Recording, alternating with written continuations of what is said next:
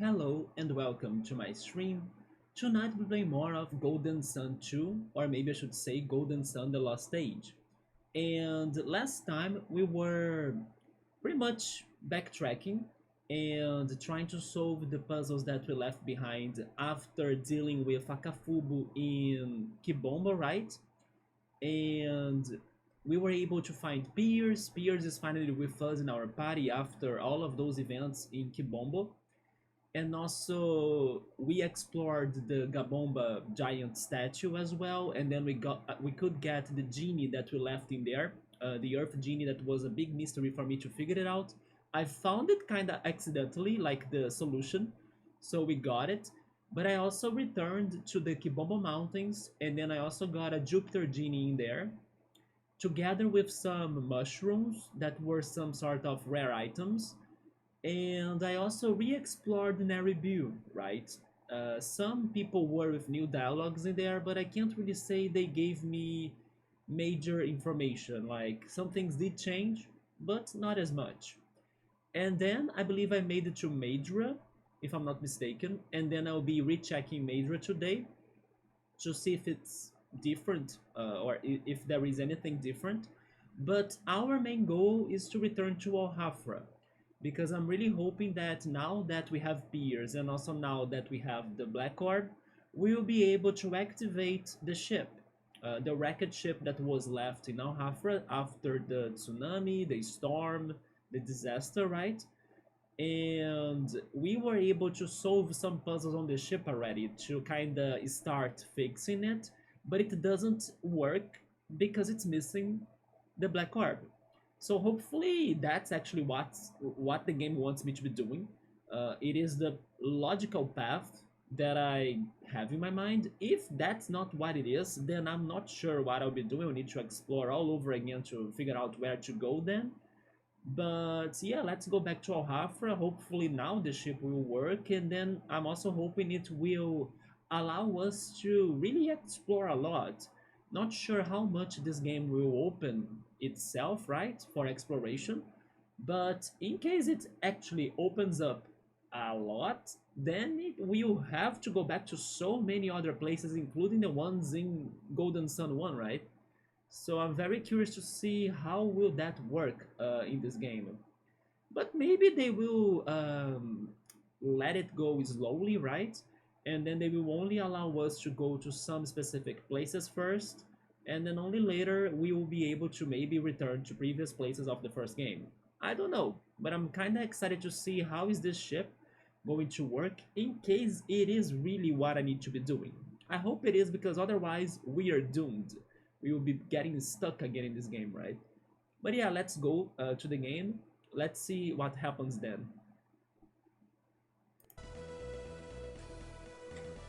Hopefully the stream is alright.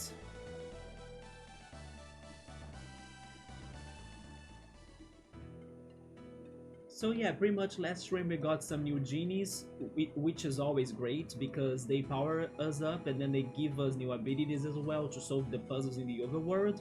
This game has been having both super tough puzzles and also super tough battles, so having the genies is the way to go. And who knows, maybe today we can find more, right?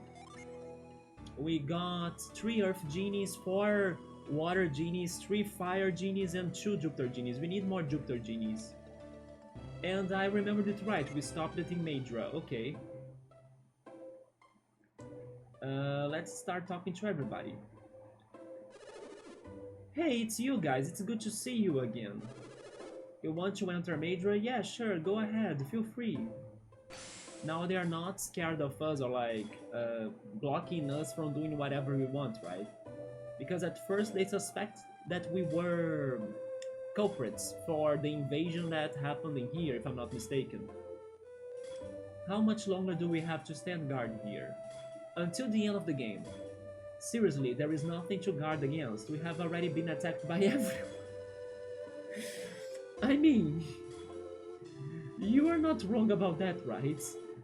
I'm starting to think that your garden is hopeless. Like, it doesn't matter if you're guarding or not, because you are going to get attacked and then the attackers will still get what they are looking for.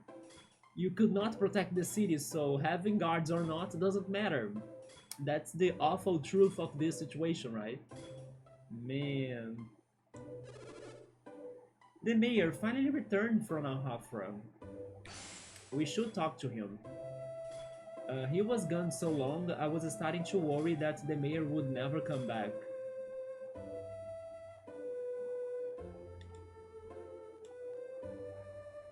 I really can't remember if I have already talked to everybody here, but I'm thinking I haven't. That's why I saved at the entrance.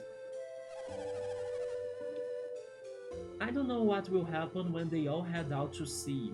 They know nothing about sailing. Who are you talking about? The people of Madra know our own lands well, but we know little of the world beyond. So she's worried about, like, this city's people that will be trying to navigate?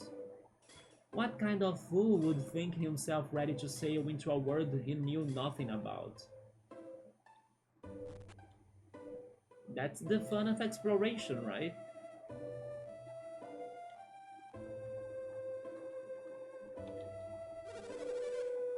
Same sailors came through recently with a ship similar to Pierce. I'm thinking that's Isaac. I had never seen one before, but now they're everywhere. Are they new? Are you talking about Isaac? Oars, I understand. Hey, I will give a sailboat a try. I forgot who was Oars. But there is no way I'm setting foot on a ship powered by some full magic thingy.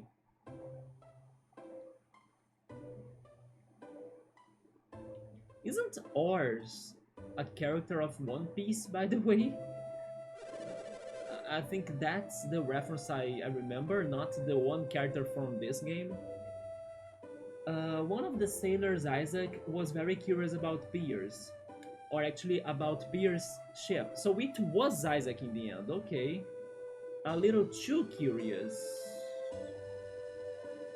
How Isaac knows about Pierce?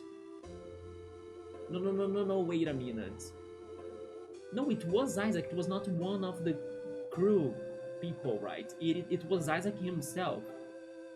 What is going on? Like, how did Isaac hear about Pierce? It looked like he had a similar boat, almost identical to Pierce. This is very curious. We've had, we've had a lot of strange visitors ever since Pierce showed up. I wouldn't say that Isaac is that strange. Although it's kinda crazy that he knows about Pierce.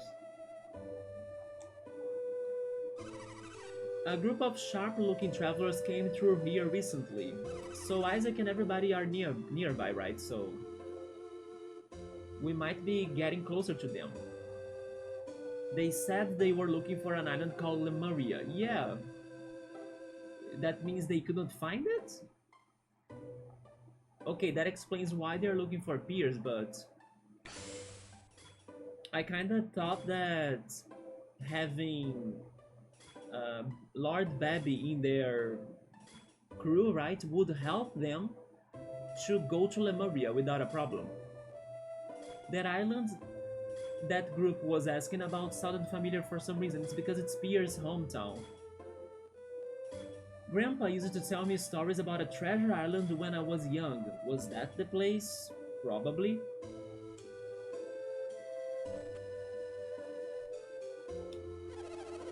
When the ocean warms, the eastern sea beckons. Seek for the center, the legends say. These legends are known to nearly every sailor. It would be wise for you to remember it too.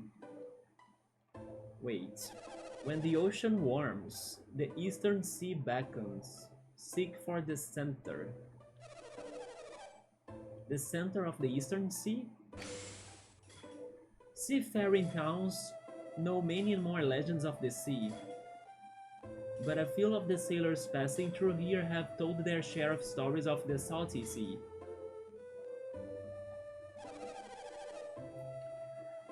The ocean's been warming up a lot, and we are seeing lots of dead fish washing up on shore. At this rate, there aren't going to be any fish left for us to catch for food. Our new ship is spectacular, but if we can't find some new fishing spots, it does us no good at all. Tidal waves, raids on our town, and now the warming ocean waters. What's going on? And the visitors, right? The crazy travelers. I've noticed lately that the temperature of the ocean has been slowly rising.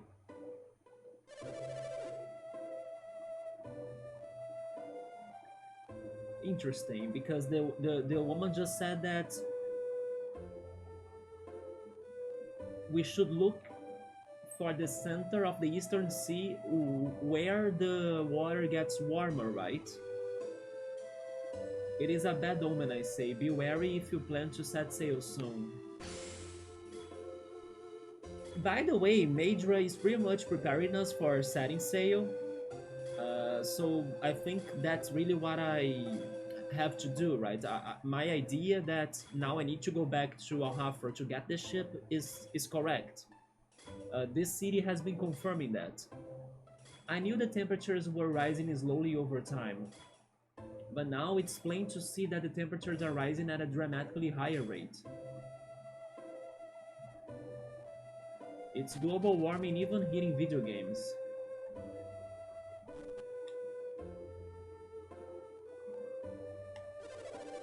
Our salesman said that Kibombo ceremony is done and he claims that they are peaceful again. I'll be so relieved if what he said turns out to be true. It is correct. The continent shift makes it feel like we are sharing backyards with the Kibombo. We would be so happy if we could live in peace without having to fear their spears. Hopefully they won't use them, right? I wonder if the Kibombo have truly set aside their spears and returned to peace. So far, yeah. The salesman that just came back from Gondomon claims that the Kibombo are peaceful now. But if we relax, we won't be ready for their next attack. They were traumatized by the sequence of attacks they have gotten in Madra, right? So I understand they feeling super worried about everything.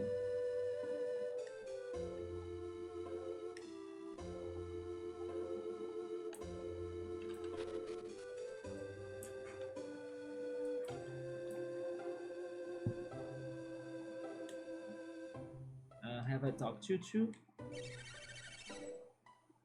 If you have a big enough ship, you can sail anywhere in the world. Isn't that amazing? How big would a ship that could be... Wait. How big would a ship that could go anywhere be? Probably bigger than a whale. Nah, you were exaggerating on that. I heard the boat the mayor got is much better than the battered raft we used to have. I also heard that the new ship can even sail far across the sea. The new ship. Everyone gets the urge to explore, to go out into the wild and see new lands. I would love to see the world. I would love to have an adventure of my own.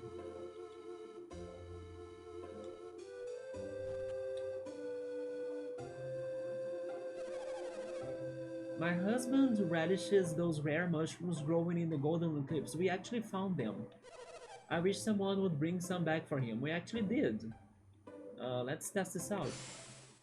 My poor husband's getting old. Those cliffs scare him now. I can relate to that a little bit. In his prime, he had have scrambled up those cliffs in no time for a mushroom. Yeah, now I'm also kinda scared of some heights. I can't do everything I used to do when I was younger, right? How are you? How are we to climb the cliffs between here and Gondwan? If someone would just drop some ropes down from the top, it wouldn't be a problem. It would still be hard to climb the ropes though. Rope climbing is not a joke. I'm dying for some of those Gondwan mushrooms, but I can't ever reach them. I have them, can't I give you them? Oh, I can. Maybe that's why they are opening the menu in here? Yeah, take the healing fungus. Is it use? It is use, okay. Jenna uses a healing fungus. Oh my, is that one of his most favorite mushrooms? Did you climb all the way up those cliffs just to get that mushroom for us? That's the nicest thing anyone has ever done for me. I have to thank you for this.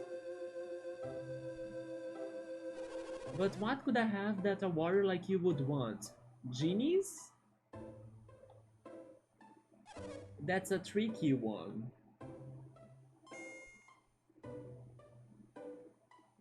Imagine if they actually have a genie inside, right? But they do. I remember it. Oh yeah, I have that on my notes, right? Like a random genie in a room. I forgot about that. So that's how you actually get these house genies, right? Interesting. We need to solve like the citizen side quest to get them. Where is my note for that?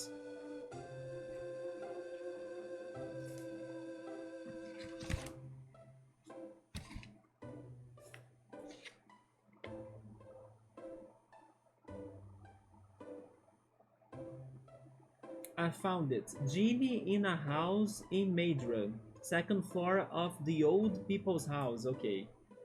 Check mark. Well, I was asking for more genies. I guess we are getting them. That's awesome. So, who's this one? I don't know if you want a pet, but this is all we can offer. Take care of it. Sure.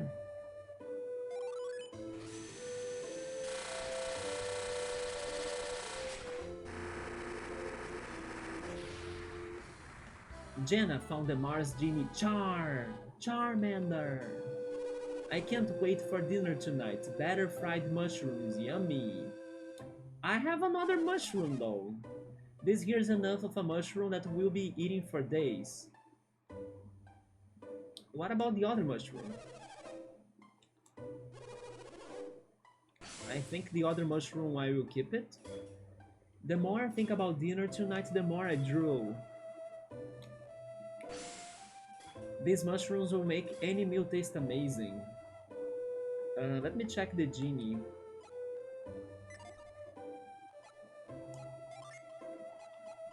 Paralyze foes with a strong blow.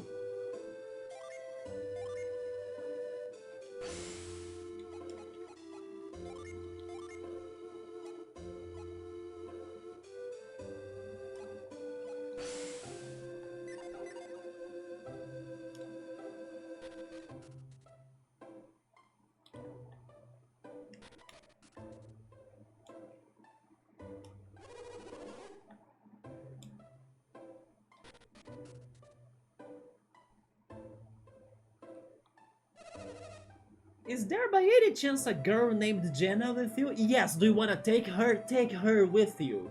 And let me not see her anymore, right? Never again. Ah, those people must have been looking for you. There were four of them, and they looked weather worn, but they had an amazing ship. So they have been looking for Jenna. I wonder why those travelers were in such a hurry to run away from Jenna and never see her again, right? That's how it should be. They looked so severe. You would think they carried the fate of the world on their shoulders. Maybe they do, but at the same time, in case we do meet them soon, the burden will also fall on us, right? Hi, Suber, what's up, man? I'm here re-exploring Madra, and we are learning a lot about Isaac. It seems like Isaac and everyone came here, and then they were looking for Jenna. Isn't that amazing? Instead of saving the world, they want to find the worst character ever in the franchise. Yeah, but they were here also looking for peers. For some reason, they know about peers. And also another character said that they were trying to find Lemuria, so probably that's why they came here to look for peers, because they probably couldn't find Lemuria by themselves. But yeah, also the mayor of the city has returned, so I need to find him and then talk to him and see what happens. That's how the exploration is going so far. I don't remember if I checked this house. I don't remember them. Let me see. We did not check this. Our salesman said Kibombo ceremony is done and he claims that they are peaceful again. No, never mind. No, no, no, no, we checked this. Yes, yes, yes, I remember this now. By the way, Subaru, I don't know if you checked the channel on Discord, but later today, I mean, you should say in the afternoon today, Epic Games gave away another game only up to tomorrow, right? Thanks to the Star Wars Day today. May the 4th be with all of you. And it is a Star Wars Lego collection, so be sure to get it in case you don't have it yet, right? But it's only up to tomorrow, so everybody needs to check it today. I remember that our mission when we left the first town of this game was to avoid or to contain the end of the world, to stop the end of the world. I don't even remember how. It was because of the freaking stars, right? There were those powerful elemental stones that were called the stars that were in a sanctuary balancing the energies of the world until we got there, and then Menardi and Satros also got there, and then all of the stars got lost, but Garrett kept the Mars star with them, or with him, and then we went after the other stars before they could be lighting the lighthouses. But sadly, many of the lighthouses, as far as I remember, were lighted up, and then that's why the world has been under a ruckus, right? Oh, you already have it? Yeah, me too. I don't remember how many times they have given that game away, but yes, I've got it already.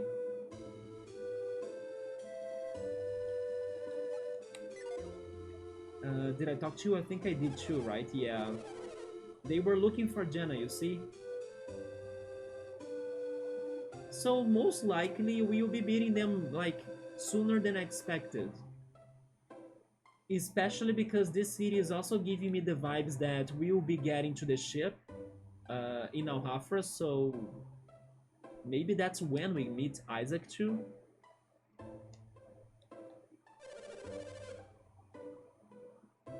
The mayor asked me to go to Alhafra with him, but I'm not sure I should. If that ship runs on the power of the wind, how reliable could it really be? Sailors are supposed to use oars and pull the boat through the water. Oh yeah, I now remember what's an oar, right? It's like a paddle. I was thinking it was a person, that I forgot who was that. So what's a sailor supposed to do on a boat that's powered by wind? I mean, follow the wind, like predict where is the direction of the wind so you can sail correctly. It's not that I don't want to go to Alhafra, but what's the point if we can't fix the mast? I fixed the mast. If a building has broken columns, we tear it down. Shouldn't a boat with a broken column be torn down as well? And then this was like the catacombs, right? Yeah. Let's check it again. I still think I won't be able to do any puzzle in there, but who knows, right? It seems no one is really happy that the mayor got this grand new ship. The poor mayor. So they have the ship now? Is it in here and not in Alhafra? What's going on besides like this competition to see who is going to get the ship? Madra won? Our mayor's done so little for us up until now. We should at least thank him for the boat. It looks like he did get the ship then. I wonder how Al-Hafra's mayor agreed with that. Hi, cool. What's up, man? How's it going? We are here finishing our backtracking and learning more about Isaac's team, but also the whereabouts of like the ship that was left in Al-Hafra. It seems like the mayor of Madra got the ship. Hopefully we can be the ones to ride it, right, and sail on it. But first I'm checking this place again, the catacombs. Oh yeah, by the way, Subaru, I was saying this yesterday on Paper Trail stream. I did get myself 5 puzzle games for the Switch, and I was really looking after one of those 5 games, which was called, um, how is it called again? Archaica: The Path of Light. And then when I was checking it on the eShop, the search result gave me a bundle next to the game result, right?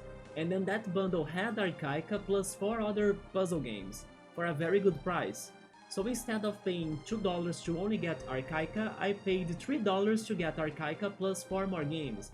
And 2 of those 5 games seem to be a little bit tactical-like games. So I was even talking to Bookmark yesterday too that when I decided checking those tactical games like, or maybe I should say checking them out, I was hoping for her to be around to help me out, and so I hope you'll be here too, right? So we can test it out together. They seem to be a little bit like chess. They might have some chess inspiration, but not fully, because when I was checking the trailer, they kinda had something to do about scoring points by depending where you place the pieces in the field, you know. And the name of the game is Tactical Mind. Yes, I got Tactical Mind 1 and Tactical Mind 2 in case you wanna check it out on YouTube to see how it goes. It's a little bit like a mix of chess, but also with something that gives you points depending where you place your pieces. But I also got some other puzzle games in that pack too, so we can play them in the future on Saturdays, right?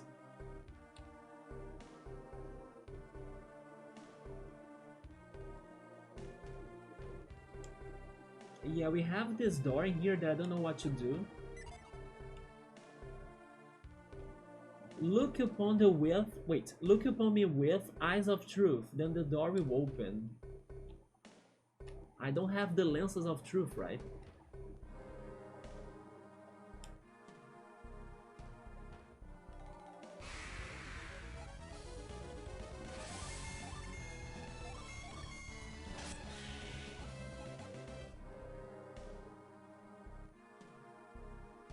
And then I was also kind of thinking about getting the Harry Potter Lego collection game, but I gave up.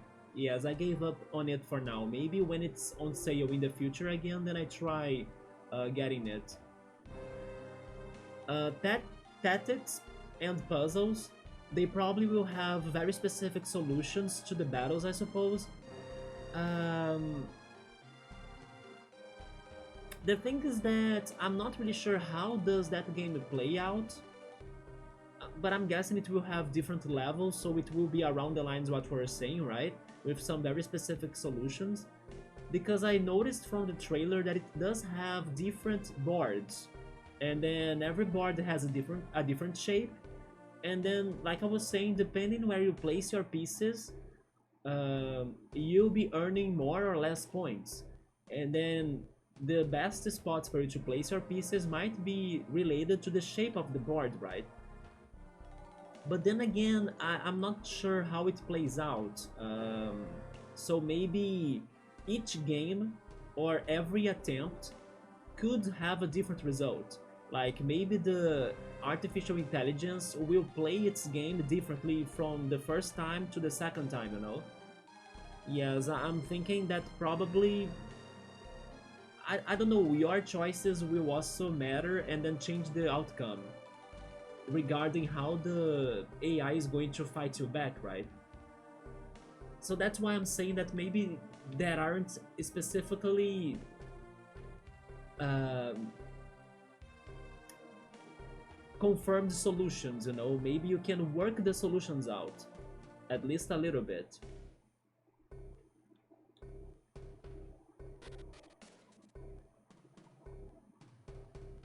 We need to use Lash at some point for that, but I don't know how to get to the other side.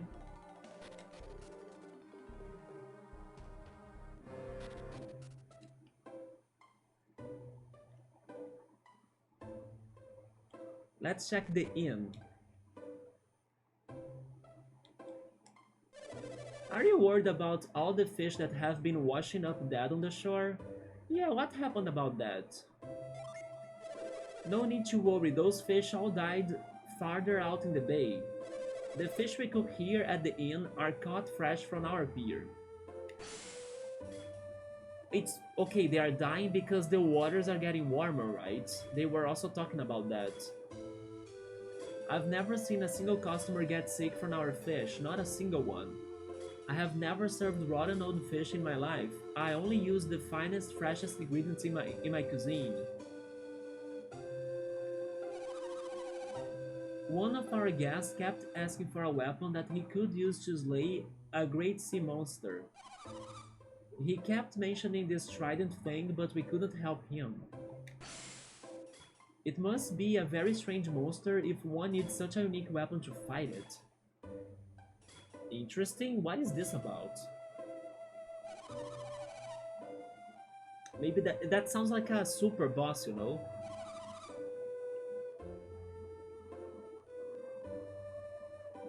By the way, I'm going to bring this up out of a sudden, right? But it's something that I was kind of feeling some days ago.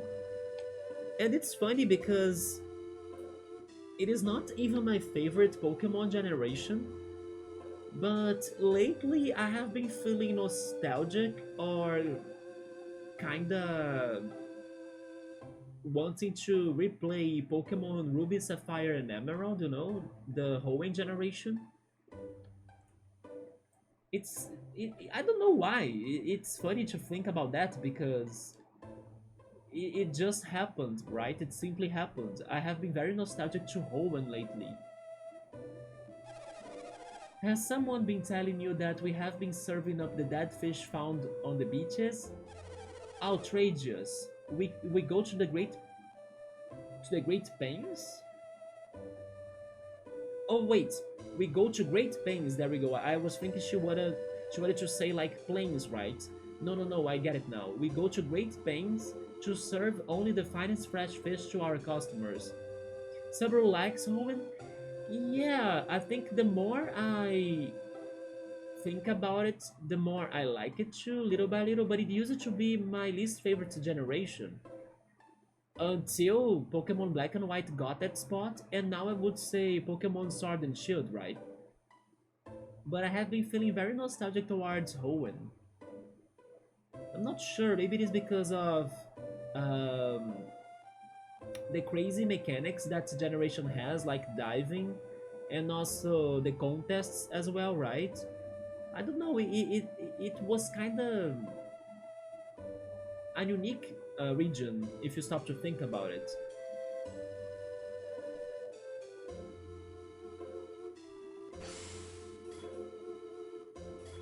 Someone must have seen me burying the dead fish. I will bet that's where the rumor started. Did you guys check by any chance the website that I was talking to you last stream? I mean, last stream I talked to you too, right? Which was in Roller Coaster Tycoon. Because we finished that stream talking about the rumors for the mechanics of the next generation of Pokemon.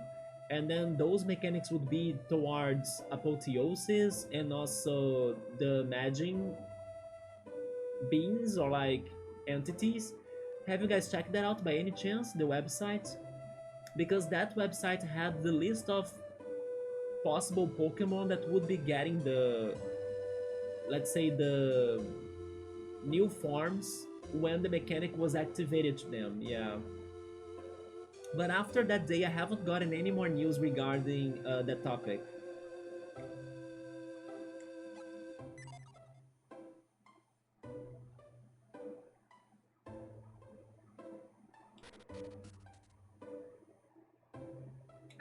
these two. I've heard that rising ocean temperatures mean that a volcano is forming under the sea. I wonder if the tidal wave might have been caused by an undersea eruption.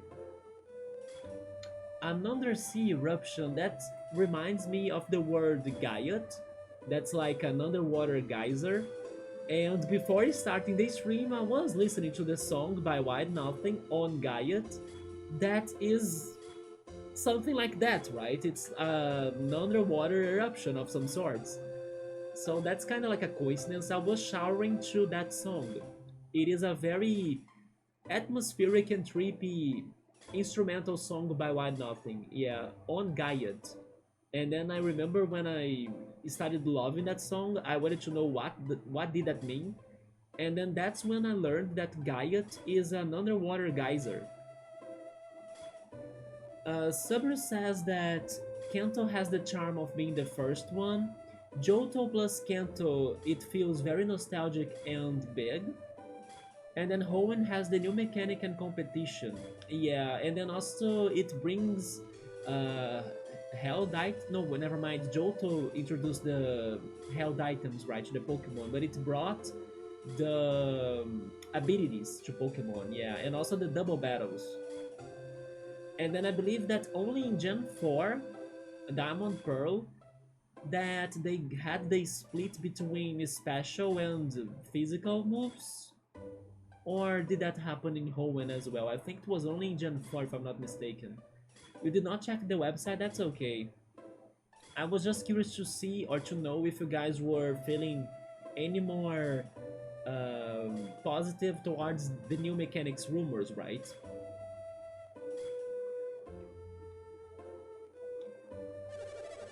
I guess that a lot of the dead fish have been washing ashore all over the eastern seacoast. It's kind of sad. Imagine how much money we could have made if we had if we had caught them. If I had a boat we could use, now would be a great time to make some money. They want to get the freaking dead fish to sell them?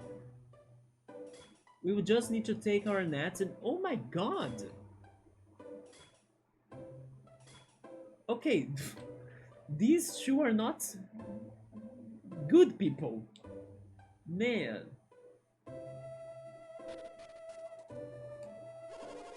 I was at the mayor's house watching them argue about why the boat won't move. It's because it doesn't have the black orb. What's so important about a mast, and what does it have to do with sailing? But yeah, besides the Pokemon Hoenn generation nostalgia that I'm going through right now, I will say it again. I'm also kinda craving playing Yu-Gi-Oh! So damn much. I'm missing Yu-Gi-Oh! Worldwide Edition so much. And I'm even trying to think if after we play Iono, then we'll jump into the Telltale The Walking Dead game. But maybe in between that one and the other Telltale game, which will be The Wolf Among Us, maybe I could just, you know, add Yu-Gi-Oh! Right there, even though it might take a little bit of time for us to finish it, because it is a hard game and you need to grind the cards right. But I have been thinking a lot about playing Yu-Gi-Oh! Oh wait, you were watching the X-Men movies yesterday? You watched Apocalypse and Dark Phoenix. I believe I have... Yes, I totally have watched those two. Although Dark Phoenix, I have only watched it once, so I don't remember it that much. But Apocalypse, I think it was amazing. Yeah. But isn't there also another one where they go back in time? Is that Apocalypse? I'm thinking it's not, right? Yes, cool, I'm really thinking about it. I will for now consider playing Yu-Gi-Oh! Worldwide Edition in between the Telltale games as a break between the narrative games, right? Even if it takes a little bit of time for us to beat it. I have a question to you though, even though I believe that's what I will be doing. Most likely I will start it with Worldwide Edition. But would you tell me or recommend me maybe playing another Yu-Gi-Oh game before Worldwide Edition? Do you think that there could be another Yu-Gi-Oh game that sounds better to be played before? Like maybe the first or something? Or do you think that it's alright for us to start with Worldwide Edition? Like, maybe it doesn't matter at all which Yu-Gi-Oh game you get to play first. It's just because Worldwide Edition, I have the nostalgia because I played it as a kid, right? So I know I like it. I know how it goes a little, and I have always wanted to beat it. So that's why I feel a lot towards that one. While the other Yu-Gi-Oh games, I haven't played them, besides the mobile ones, especially Duel Links. But yeah, I'm not sure if there could be another Yu-Gi-Oh game that could sound more like a better start for like a somewhat long-term um, series of Yu-Gi-Oh games I might be playing. So you have the X-Men trilogy, yeah. Then you have the Wolverine Origins. I haven't watched that one. Yes, I kind of skipped the Wolverine movies. First Class, I remember that one. I watched it. The Wolverine Days of Future Past. Days of the Future Past is the one they go back in time. I believe that's probably my favorite. Yeah, I really like that one movie. Apocalypse is the one that has the crazy villain from the pyramid, right? I believe his name was actually Apocalypse, isn't it? I'm still waiting for another X-Men movie.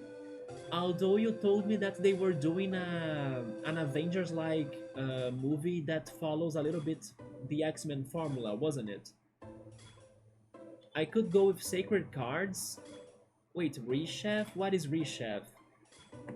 Let me Google that one a little bit. Sacred Cards. Is it for which platform? PS1 maybe? Yu-Gi-Oh!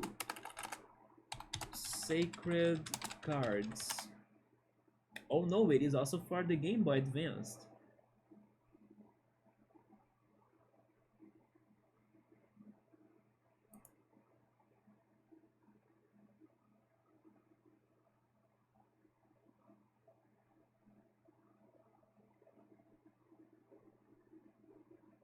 The story of the game loosely followed by Battle City story arc of the anime and manga.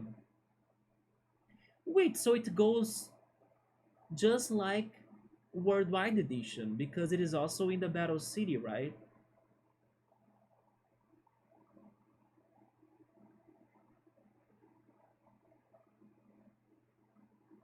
Yeah, they both happen in this time. Then you said Rechef as well? Wait. Rechef. What is that? Yu-Gi-Oh! Rechef. Rechef? The Dark Beam. Wait, Yu-Gi-Oh! Rechef of Destruction.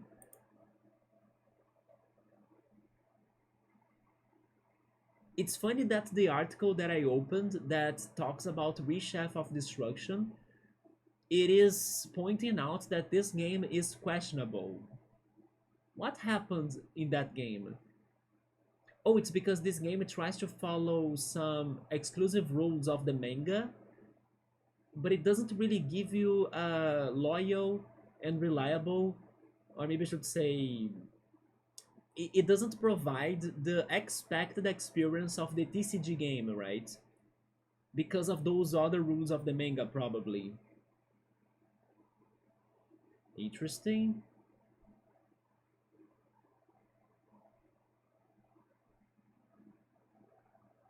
Oh, it is a direct sequel to the Sacred Cards. I see, so they have like the right order to go. Do you know, cool, if those games are somewhat short, let me see what How Long to Beat says about them. How Long to Beat Rechef of Destruction. Wait, where is the How Long to Beat?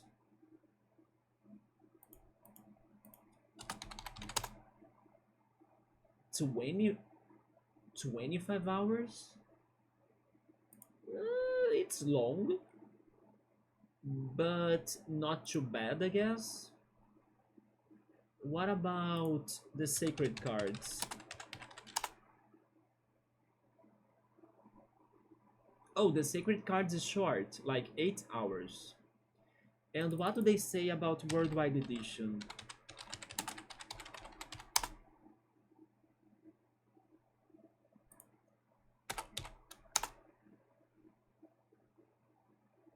$14.5 hours. Fair enough. So Rechef is the longest one, according to how long to beat.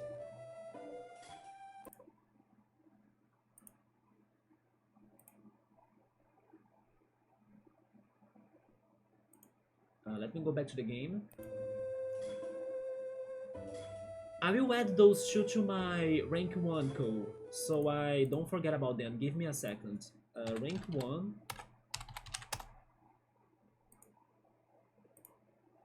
But it's a good idea. I will consider starting with them if you think it makes more sense for us to go on that order, right? Let me see. Yu-Gi-Oh! Sacred cards. And I know you said that they are in the collection, right? That was recently released. But probably I won't get the collection yet, so I might be emulating those games, especially because they are GBA games, so I believe they will be as easy to emulate just like the one we are playing right now, Golden Sun. The other one is Rechef. There it is. I'm adding to my rank 1 as well. There we go. I like those 3 GBA games for us to start some Yu-Gi-Oh! Attempts on this channel, right?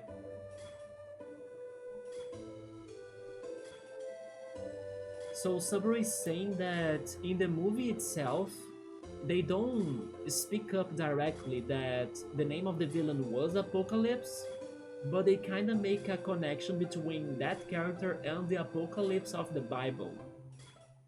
Really? So he has no name in the movie? I forgot about that. So after watching all of those, do you have a favorite? Also cool, do you like the X-Men movies as well? I actually like them a lot.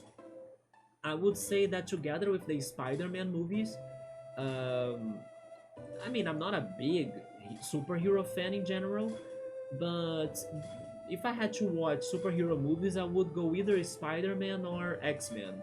But honestly, I think I prefer the X-Men movies in general.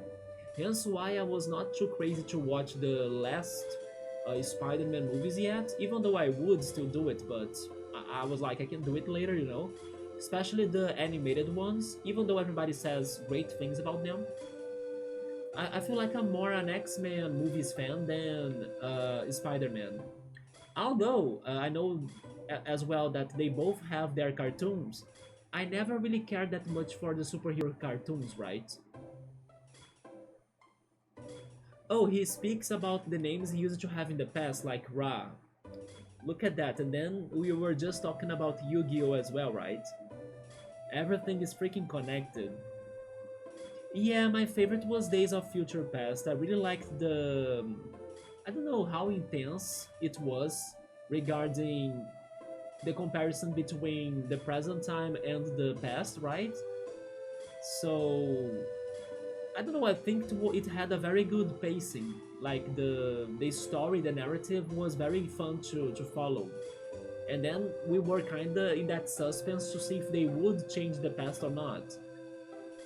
It was a very good movie. But besides that one, maybe my other favorite would be the second one, X-Men 2. But then that one, it's because I have some good memories when I watched it. I remember going to the movies alone, and I was only a kid, to watch that one. So I still have some memories in my mind of that one little adventure I had as a kid, right? By alone, I also mean like going to the shopping mall like by walking, right? By foot. To be fair, it wasn't too far from my home, but normally I wouldn't do that by myself as a kid. And then I remember doing it to watch that movie and everything was great.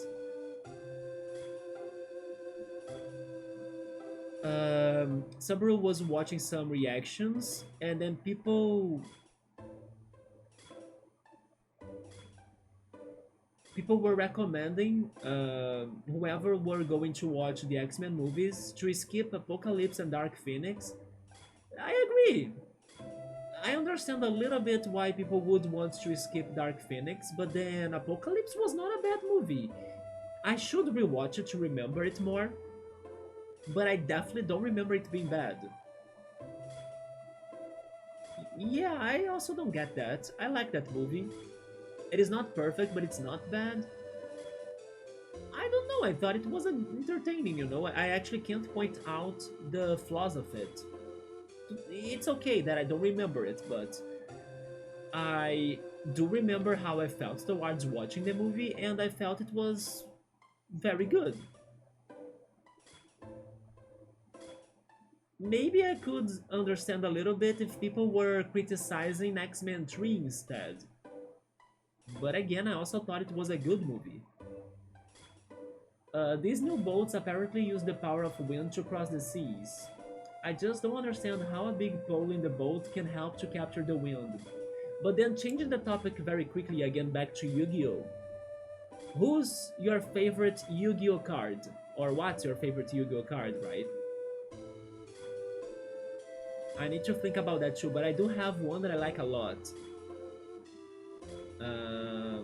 I really like that one that Sato Kaiba has, like the Buster Blader. I like that one. Oh yes, I really love the Magnet Warriors as well. Hence why in Duel Links, my main deck was a Nerf based deck with the Magnet Warriors and some other cards.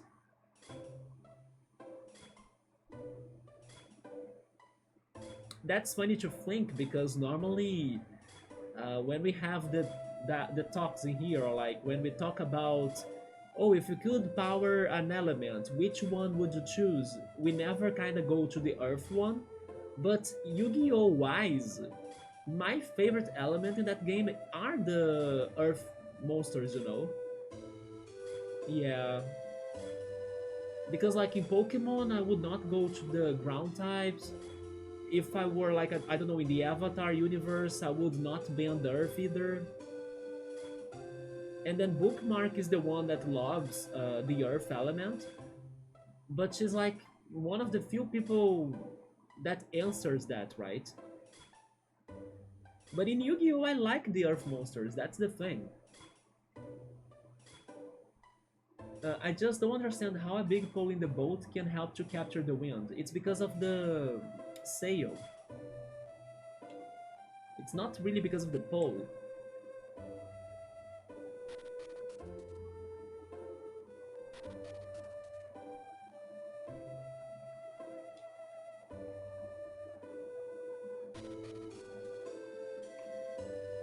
Sabri saying that I think there should have been a second part instead of like Dark Phoenix. We could have been getting like Apocalypse parts 2, and then they could add some Dark Phoenix things in that movie to have an overall better plot. I didn't know that those two movies were connected anymore. Yes, I totally forgot they were with a connection, right? Let me check something on my collection of DVDs, but I don't know if I can see it. Because I do have some X-Men DVDs, but I'm not sure if I have... I probably won't have Dark Phoenix or Apocalypse, right? I think I only have the trilogy and... Um, how is the other one? First Class. Yes. I even might not have Days of the Future Past.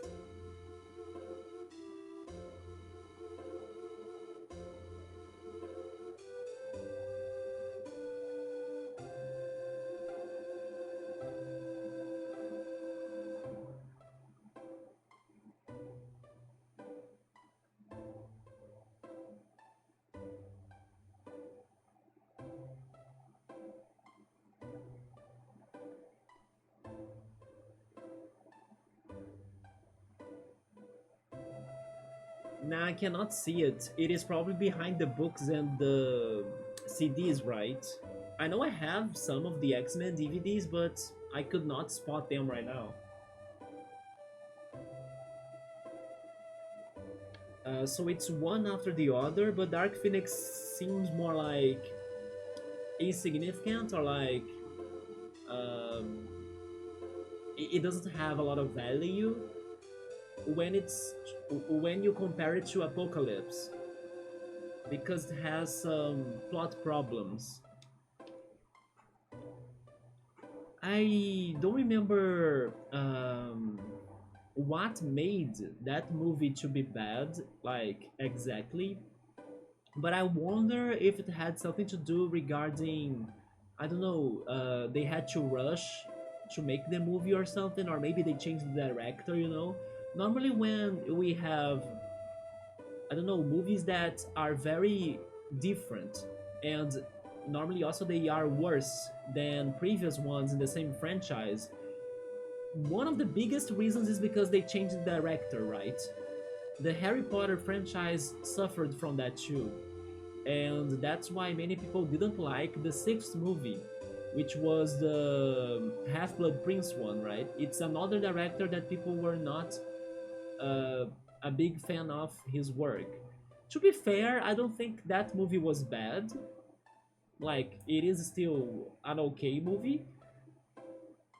Yes, I kind of think people over criticize it, in my opinion. But maybe it's just because when you put it side by side to the other ones, then the other ones could be much better, sure, but it's not a bad movie in my opinion. Yeah, it is not the same director, I figured. For example, the part one of the Deadly, is it Deadly Hallows? How is the last Harry Potter story called in English? Let me see. Harry Potter Deadly Hallows, isn't it? Yeah, Hallows. The first part of the Deadly Hallows, I think it is worse than the sixth movie, The Half-Blood Prince. Maybe it's because it is an incomplete story, but I don't know. If I had to rewatch one of those, I would pick The Half-Blood Prince.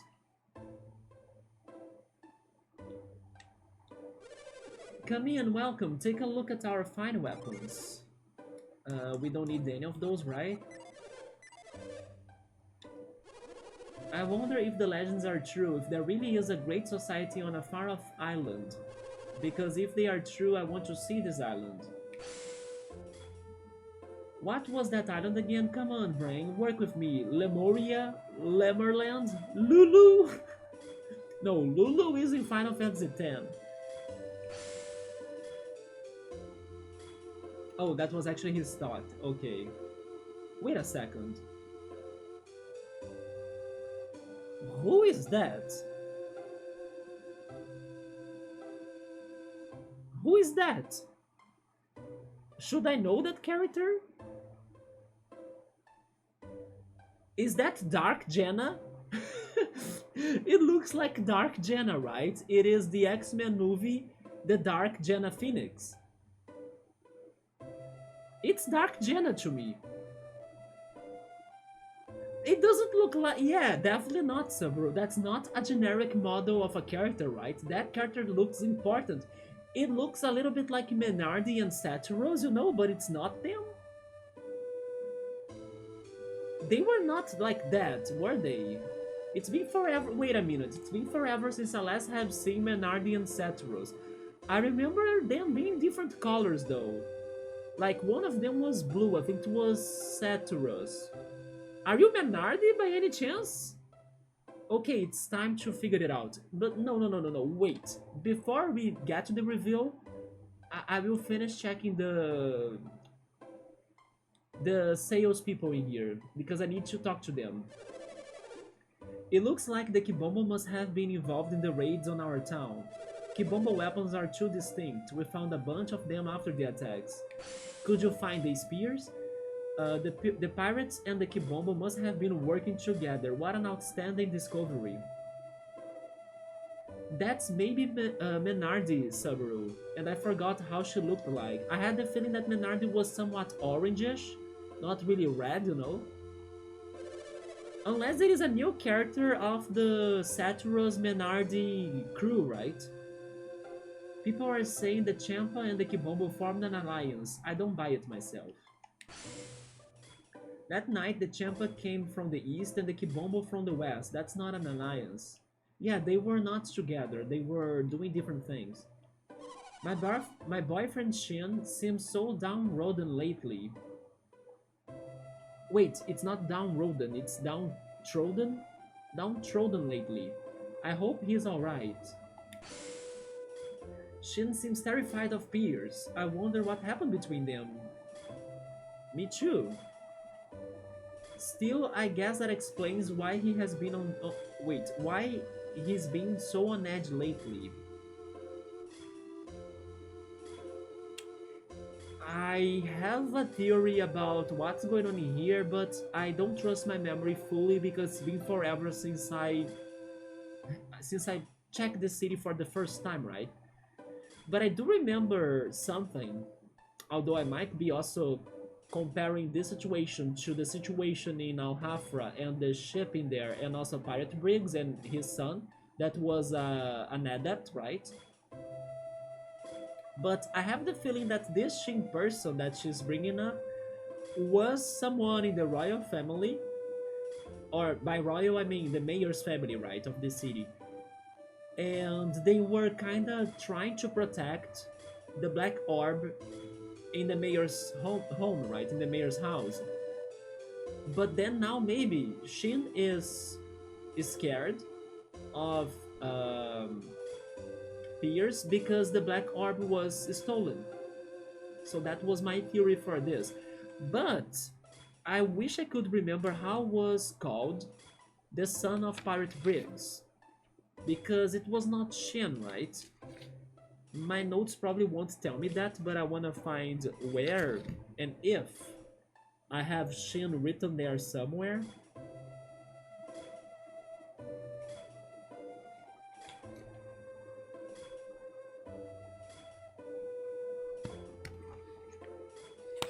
I do. Yeah, I have Shin written in here.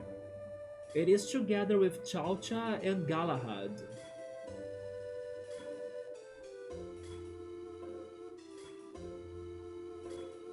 I think Chalcha was the son of Pirate Briggs, wasn't it?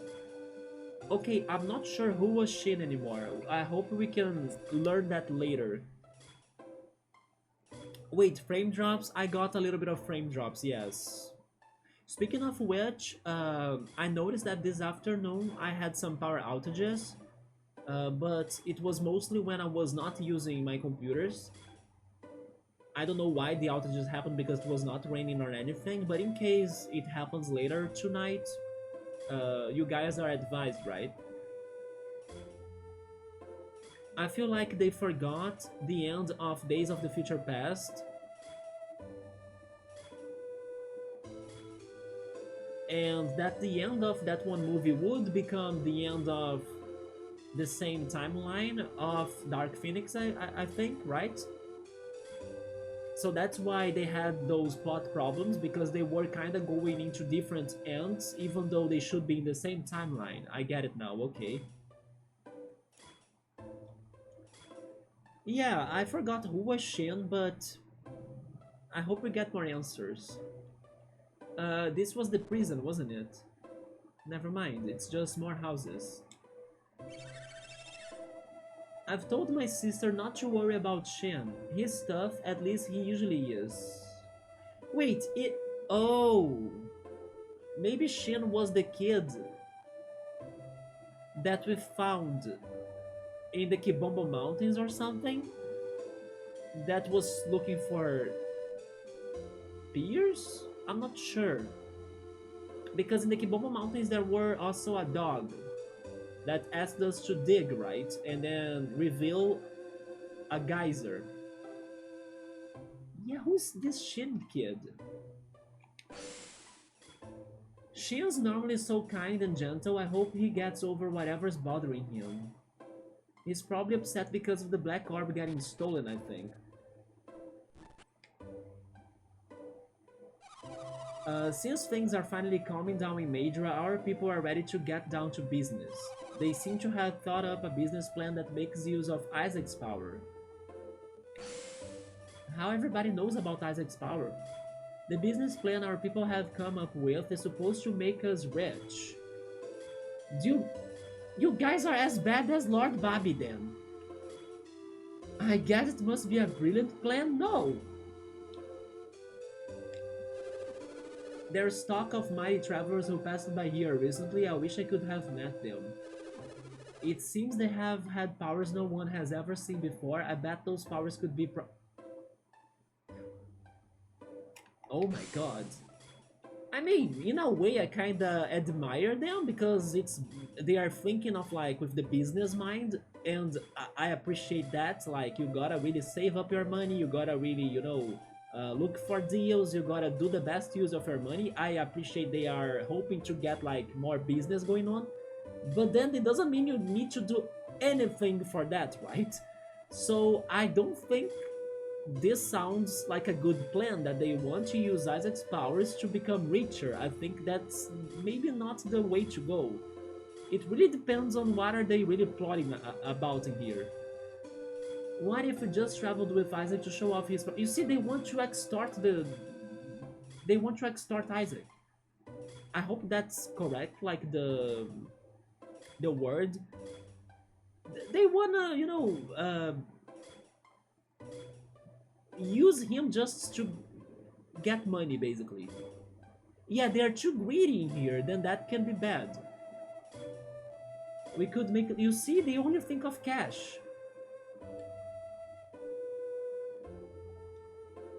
And that also sounds like they will leave everything to Isaac. Like, Isaac, give us money. They won't be doing anything instead. Alright, it's finally time. Are you Menardi? I don't think you are Menardi. But my memory could be wrong. It is a new person. Have you by chance seen a girl named Menardi?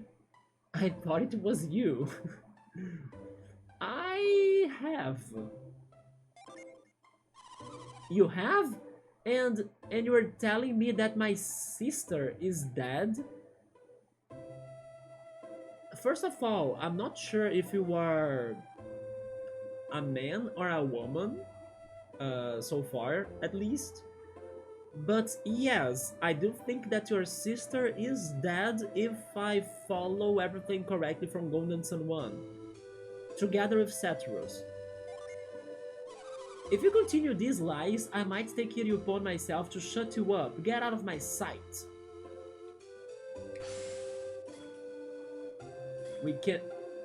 We cannot read their minds, right? Using Psy-Energy on me. Are you so dense that you don't know when to be afraid? Imagine if this is like a bad ending and then they are going to fight us. I don't have time to play games with you. Now leave me to my thoughts. Interesting, so we have more Menardi-like people, right? They had a name, didn't they? I have the feeling they did have a name. For some reason, I was thinking they were like genies, but they are not genies, right? Because genies are genies, but you know the jinns? Like the legend before the genies, that they are actually demons, that they have the powers to like fulfill a wish to become true. Yeah, I believe they are kind of like based on those genies from the myths, right? But actually in the game we have other genies as other species. Hey Rion, what's up, man? How's it going? No, that's not Satyros. Neither Menardi. This is Menardi's sister or brother. I'm not sure if it is a man or a woman, but yeah, it is another character for that species of people that I'm trying to remember how they were called, right? How they called themselves. Yeah, it is not them, but at first I was thinking it was Menardi. But Menardi was killed, right? Isaac killed them. Karst? An adept? I don't know. Because everybody's an adept, right? Pretty much. Like, Felix is an adept. Then Isaac, Garrett, Jenna, everybody's an adept. But maybe they are like the pure adepts? Maybe you have a point on that. You must mean genie. I mean this right here. Genie, right?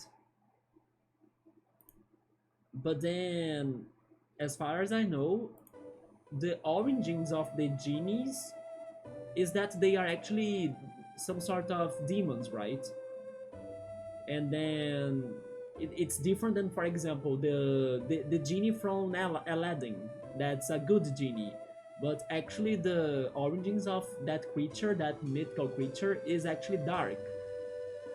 They kind of fool people that ask for them to fulfill their wishes. They kind of get their wishes granted, but with a curse, and then they end up getting a bad result from their greed or from their ambitions, right?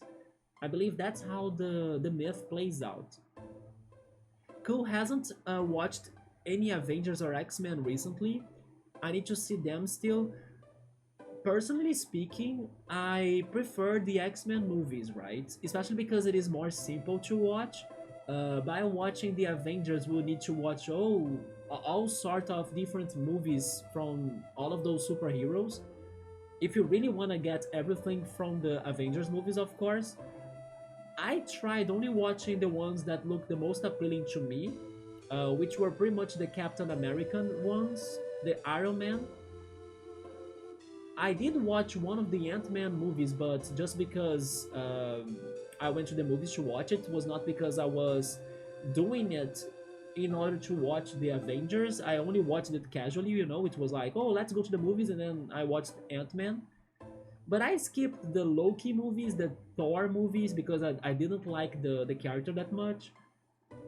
I I skipped the Hulk movies as well.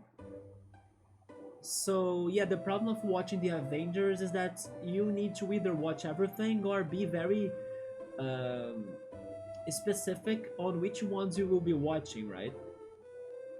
And maybe would be end up watching some of those movies with heroes that you might not like that much. But the Captain American movies were very good. Yes, I did like watching those at least. And then the Iron Man movies were kinda so-so-ish to me. Sabri is saying that I wouldn't say that the genie of Aladdin was necessarily a good genie. Maybe he would be neutral. Honestly, I don't remember exactly how it goes for him in the movie. Like, it's been forever since I last watched Aladdin. Maybe he did do some bad things in the movie that I don't remember. It's just that I think he's more portrayed as a good character, right? And then wishes could be good or bad, yes.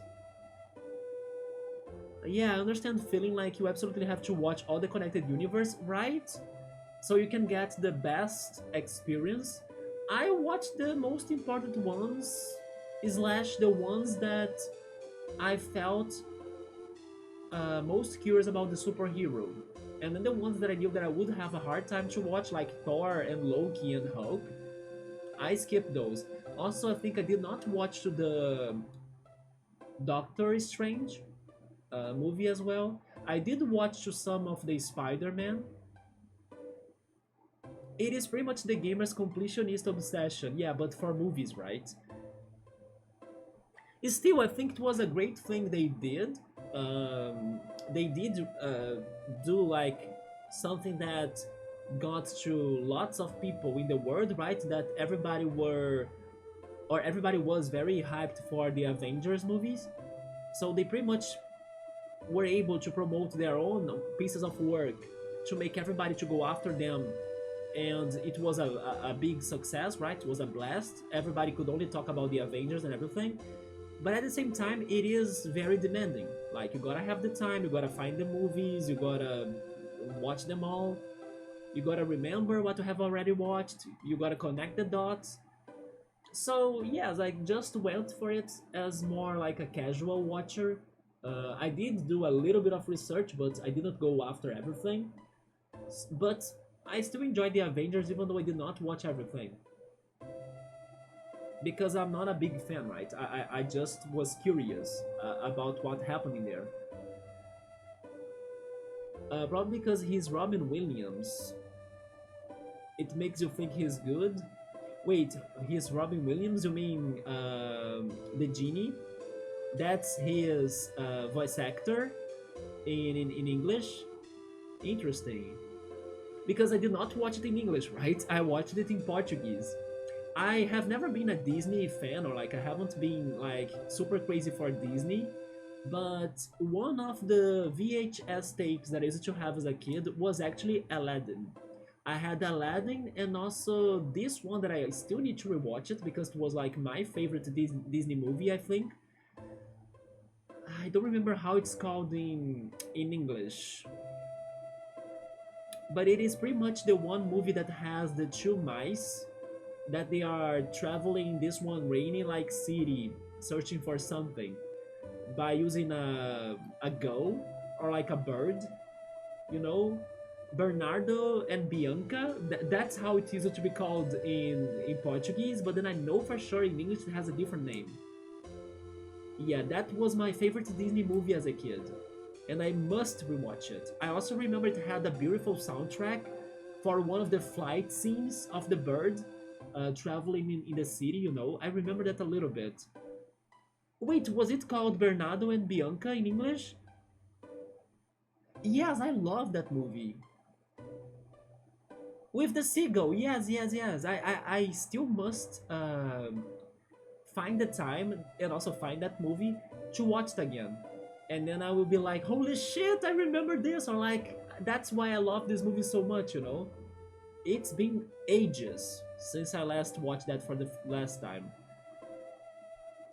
Subaru is saying that the X-Men movies are good, but they have some problems in the plot, like in the continuation of the plot. Like the plot has flaws, right? It has holes.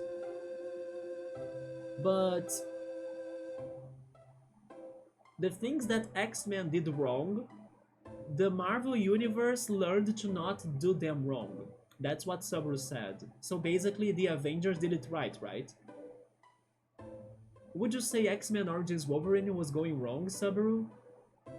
I can't give an opinion on that because I didn't watch the Wolverine movies yet. Yeah. Also, that was his voice actor. I should give it a shot in English maybe one day. Aladdin would be nostalgic to me too. But I know that most people normally prefer The Lion King as their favorite Disney movie. But The Lion King wasn't too strong to me, right? Alright, cool. But let me Google this very quickly because I had the feeling that Bernardo and Bianca had a different name in English. Like, I remember talking about it in the past and then I learned about its other name. Let me see.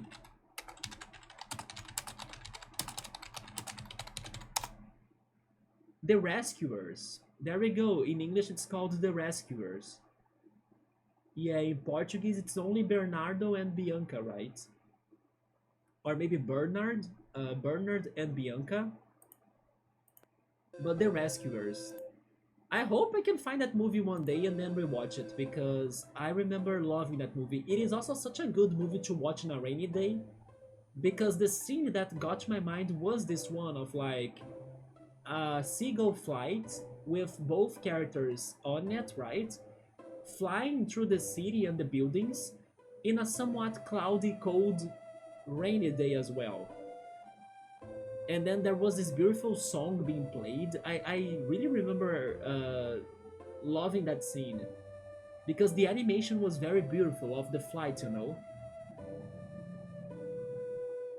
Oh, Rion watched it in French. It's Bernard at Bianca. How do you pronounce the end right there? Is it at? Do you pronounce the T as well? Or is it just E? Maybe it is E, right? Bernard e Bianca? It would be closer to Portuguese if it is just E. Oh, it's E? You got it? Okay, so it's just like in Portuguese. In Portuguese, you don't have the T, it's only the E, right? Like and is just E, and it pronounced like E. Yeah. So it's Bernardo e Bianca in Portuguese. Yeah, the rescuers. But I remember it in French, so that's why when you said it, I knew it right away. There we go, yeah. And it's funny that you watched it in French, right? So that means that you live in the French part of Canada. Do you live in Quebec, for example?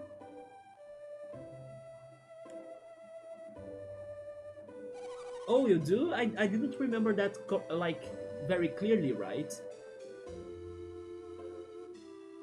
Oh, Subaru is answering you? I wouldn't say that's where it went wrong, but yes, there were mistakes, as if each person tells part of a story, but without paying attention to the details of previous parts, probably because of different directors, leaving the story meaningless in some parts, so you have three parts made and not respecting what was established in them is a mistake. Yeah. By the way, since you guys did bring up the Wolverine movies, are they good? Because honestly, I have like zero hype to watch them.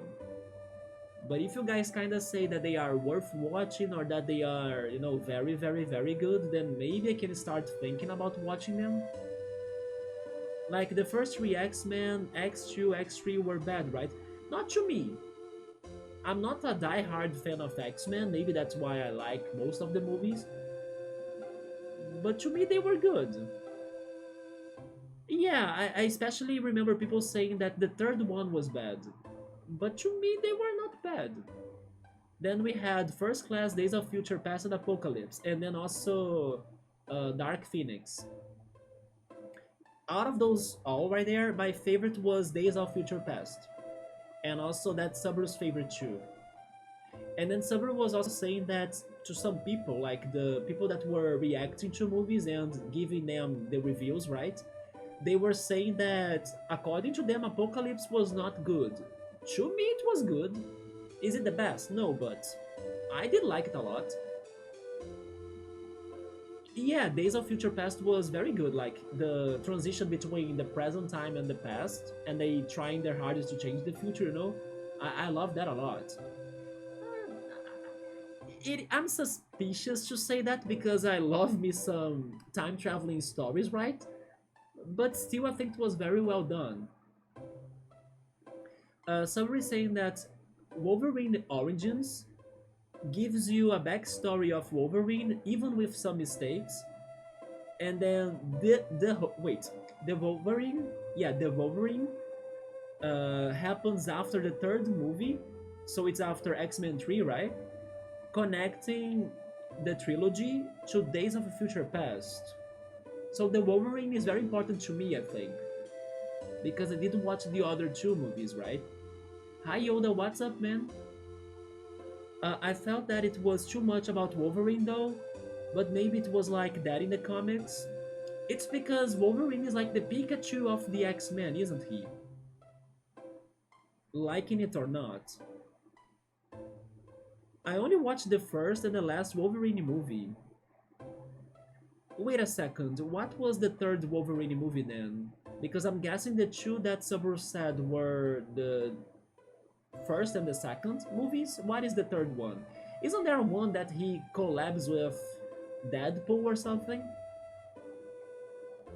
Or was it another superhero that was with Deadpool? I remember the first one that had a part that's different from canon, and then the last one is decent. The third one then, huh? I don't think I saw the Wolverine. Yeah, so far it was the one that I was the most curious because it is connecting two movies I have watched already, so it would be nice to see that, right?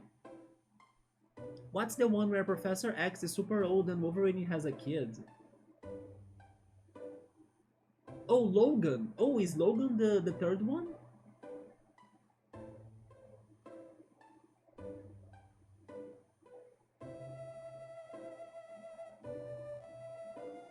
Somebody saying, yeah, basically Wolverine is the protagonist of a total of 7 movies, but 8 if you also consider Deadpool and Wolverine. I'm tired of Wolverine. I don't know, give us more Storm, right? Why not Storm? I just remember one where he goes to Japan. What is that? Fast and Furious Tokyo with Wolverine? Oh, never mind. I saw the Wolverine. It's the one oh that's the one that he goes to Japan. I was just saying that I wanted to watch that one the most, but now I'm not sure anymore. What is he doing in Japan? Like, yeah, the Wolverine is the one that he goes to Japan. Why is he going to Japan? What is the who is the villain of that movie? Like, what the hell is it? The Yakuza or something?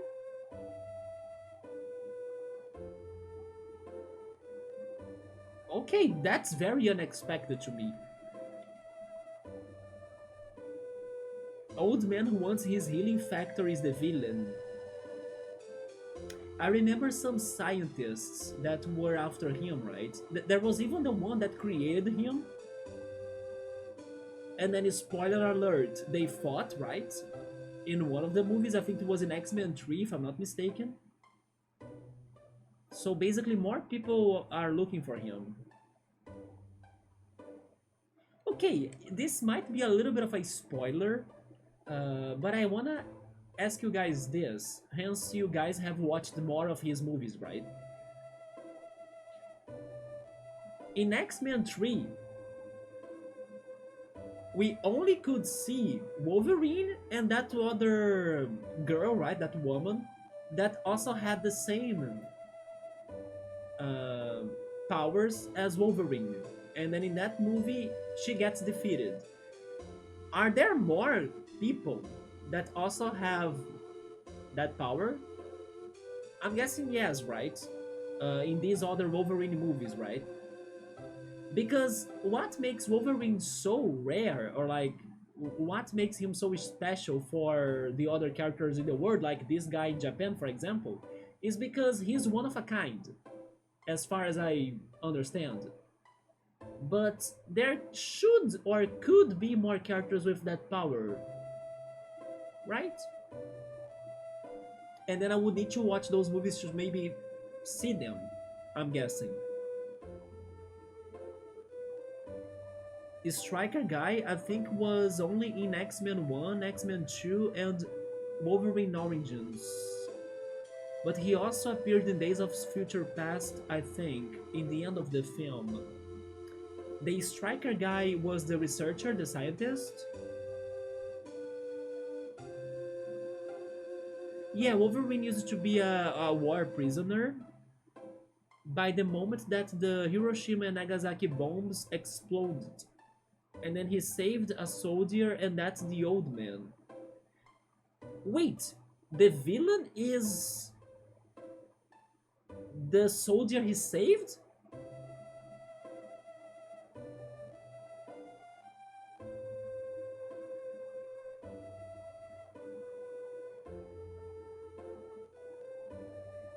I did not see that coming. And that actually reminds me of something that I have watched this year. I wonder if Yoda can get my line of thought without me saying it, because it is a big spoiler if I mention the work, right? But I have watched something this year that was very good, where the villain is the person that gets saved by the hero. And it was one of the most amazing villains I have seen in my life. So that's mind blowing to me, like, what the hell? But I cannot say what is it because it's a spoiler, right? It's just a very good anime. That's all I'm saying. I think the soldier was like, I can tell that you are tired of living forever. So I will take your healing so you can die, you can finally die in peace. But that's not him to decide that. It's Wolverine that must find the path to his own life. Like, it's not up to a third person, a third party to make that decision. And also, X-Men 2 showed us that if Wolverine wants, he can get killed, because he was able to destroy the woman there that had the same powers as him. Definitely, we don't have the same facility anymore that he used to destroy the woman, but it showed him that it's doable, it's possible, it can happen. But you know what? You guys did make me curious about the Wolverine movies now. I will see if I can think about finding a day to watch them. Yes, and then we can bring up more discussion to the X-Men, right? But that's so crazy that the villain was the guy that he saved. Where could Menardi have gone? Where are you, my sister? I'm pretty sure this character is going to return and then he is going to become a villain, right? I mean, he or she, I don't know. This up here is the house of the mayor.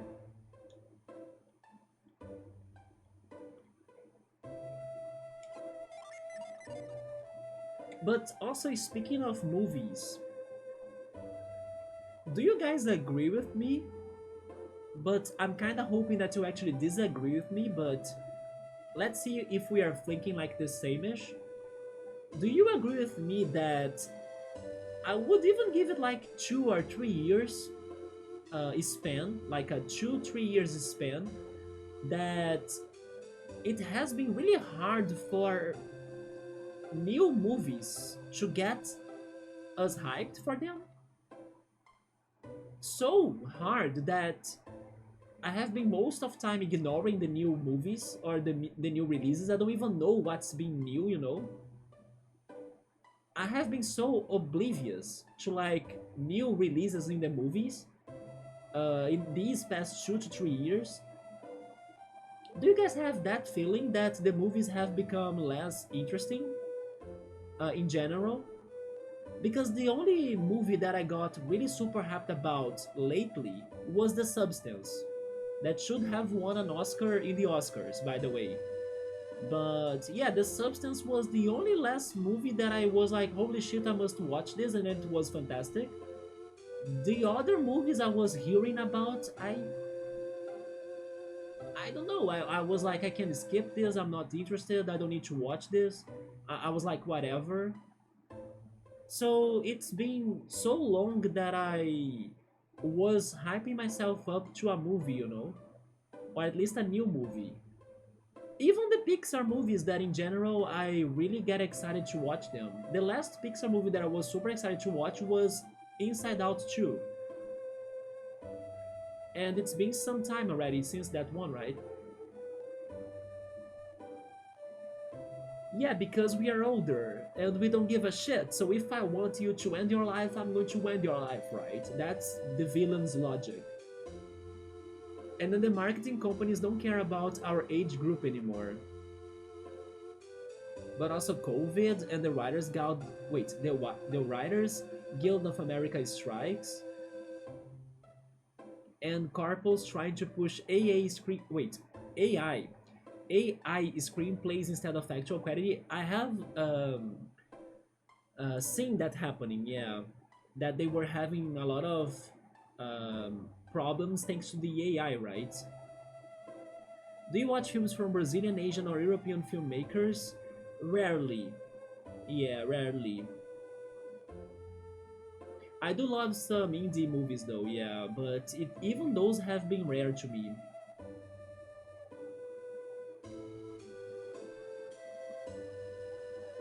For example, an Asian movie that I was even recommending people here before that I really love is Burning.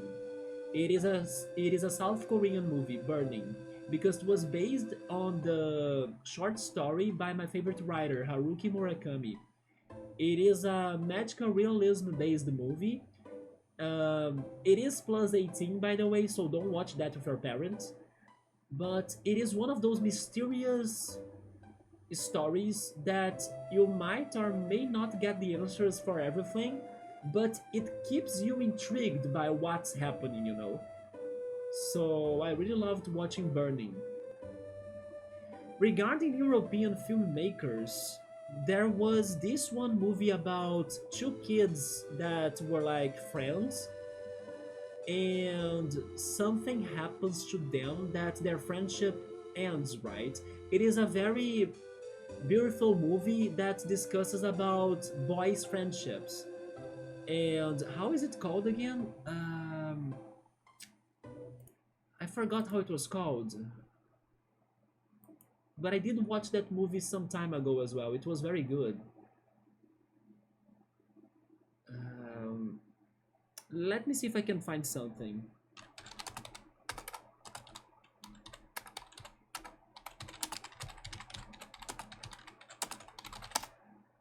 Close. There we go. Yes, I remember watching Close as well. It is a very good movie. And it is an European movie, right? I just don't remember from where, like the country, but it was a European movie. It is a very good movie, yes, because it does get to this topic about how the friendship can, change from something that's very innocent like into something that becomes bad, and it kind of makes it very clear who's the culprit for that to happen, and then it kind of makes you think that it's kind of relatable, right? Or that you can really understand or see that happening in your life as well. Yeah, it was a very good movie that made me think about what changes friendships in our lives. But in that case, especially two boys' friendship. So yeah, that's a very good movie.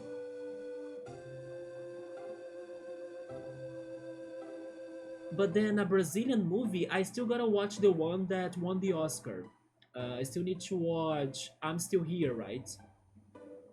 I was very happy that we got the Oscar, but I admit it, I still need to watch it. Deadpool and Wolverine, they had hype because they were bringing back Hugh Jackman to the cast, like to the role, right? To the role of Wolverine, even though that he was already tired of being Wolverine. I never knew that. And then everybody knows that he's the best at that role, and also because it connects the universe of X-Men to the Marvel universe. The thing about Deadpool and Wolverine is that, from what I have seen so far, I'm not a fan of Deadpool, the character. I understand that he's like kind of comedic, or that he has a certain humor to him, but that's the thing. His humor might not get to me, right? Yeah, the comedy about the character might not really hit me. I guess that's why you are playing Golden Sun, the last stage. Yeah, Burning. Burning is a very good Korean movie. But again, it's important for me to say it. Watch it with an open mind because you might not get everything answered, but the environment that movie creates, the atmosphere it creates, is very intriguing. Like, you keep on asking yourself what's happening, it's very good on that. And also, don't watch it with your parents because there are plus 18 scenes. Yeah, there is also Parasite, but then Parasite is more famous, right? So, Parasite was a great movie, by the way. One thing about Parasite, though, have you all watched Parasite already? Can I talk about it? Otherwise, I might be bringing up some spoilers. No, I did watch Parasite, yeah. Oh, I haven't? I will try to be vague. Parasite has a scene that it's a little bit like a jump scare. Yeah, that one jump scare gave me a lot of chills. So, for example, if I ever consider rewatching Parasite, I think that scene would make me very uncomfortable. Yeah, there was one scene in there that was a big jump scare. Or maybe not really a jump scare per se, but it was a situation that scares me a lot. And it's funny because when I talk about the anime Serial Experimental Lane, one of the scenes of that show, one of so many, right? Because that's one of the most disturbing animes I have watched in my life. But there is this one scene in particular that really gets to me. Like, it makes me very uncomfortable to watch it. And then it's kind of like that what happens in Parasite. So even though Parasite is amazing, it has a scene that makes me very uncomfortable. Very uncomfortable. And it's like a surprise thing. It's like a jump scare in a way. It's something unexpected that happens out of nowhere. No, yeah, I will only spoil that, right? So be careful to not get scared of one particular scene of Parasite, but fantastic movie. Oh, two boys being friends are not okay because the other kids making fun of them. It is around those lines, Riot, yes. And it kind of shows how the friendship gets corrupted, which is very sad to see. But it's more than that. Yeah, it is way more than that. Saber did not watch Parasite, only clips on Twitter. You guys should watch Parasite though. It is a very good movie. It deserved the Oscar, for sure. We watched it at lunchtime in the bright sun? Not at all. That scene, I'm skipping it. Maybe the next time I see it, it won't be as bad as the first time, right? But it's just a situation that it's one of my weak points. We all have our weaknesses, right? For example, I remember when we were playing Cosmic Star Hero in here back in the day, and then that game had a cockroach enemy that not only looked like a real cockroach, even though it was like all fantasy-like graphics, but it was very good drew or drawn. Actually, it was very good drawn. It really had the characteristics of a good cockroach, but the thing was that it was oversized. So one of the things that get to me sometimes in games is when I'm dealing with an enemy that looks like something that should be small, but it's oversized and it looks like the real thing. So sometimes it impacts me, especially when it's something that I don't like roaches. The other example is this one zombie, the worst, of Resident Evil Village. Saber knows exactly which one. Oversized again, for something that should be small, right? So it is one of my weaknesses. When I see something that I don't like, oversized, and looking very realistic. So it makes me very uncomfortable for some reason. The same goes to this situation between Parasite and Serial Experimental Lane. It is a situation that I don't like it. May I speak it up very briefly then? It is the feeling of being observed by strangers. Yes, I don't like that feeling. And then both shows, the movie and the anime, they they do that. And then you see that the character is being observed, but the character doesn't know that. And then yes, it makes me very uncomfortable. Very uncomfortable. Wait, so, wait, Summer. Okay, yes, I'm a streamer, and then there are people that I don't know watching me, right? But I know you are watching me, basically. It's different than in the movie or in the anime, right? In the anime, you're kind of like, I don't know, God, and then you see the two characters having this observation interaction where one knows it and the other one doesn't, and it makes me super uncomfortable to be like the higher intelligence outside of the story that knows that's happening. So basically that's why it's so uncomfortable. I tried watching Lane when you were like 14. Did it not fry your brain, Rion? I didn't get it. Yeah, it is a very tough and rough show, right? They are lurking. There are the lurkers. You're right on that, right, Yoda? But that scene from Lane and also the one from Parasite, I don't know. It makes me fear. I don't know, someone behind me watching me. Someone under my bed watching me. Someone outside of my room watching me. If I open the curtains, there is like a face of somebody watching me. It gives me that one specific fear of being observed without knowing it. Have you seen the 1997 movie Mimic? I have not. What is it about?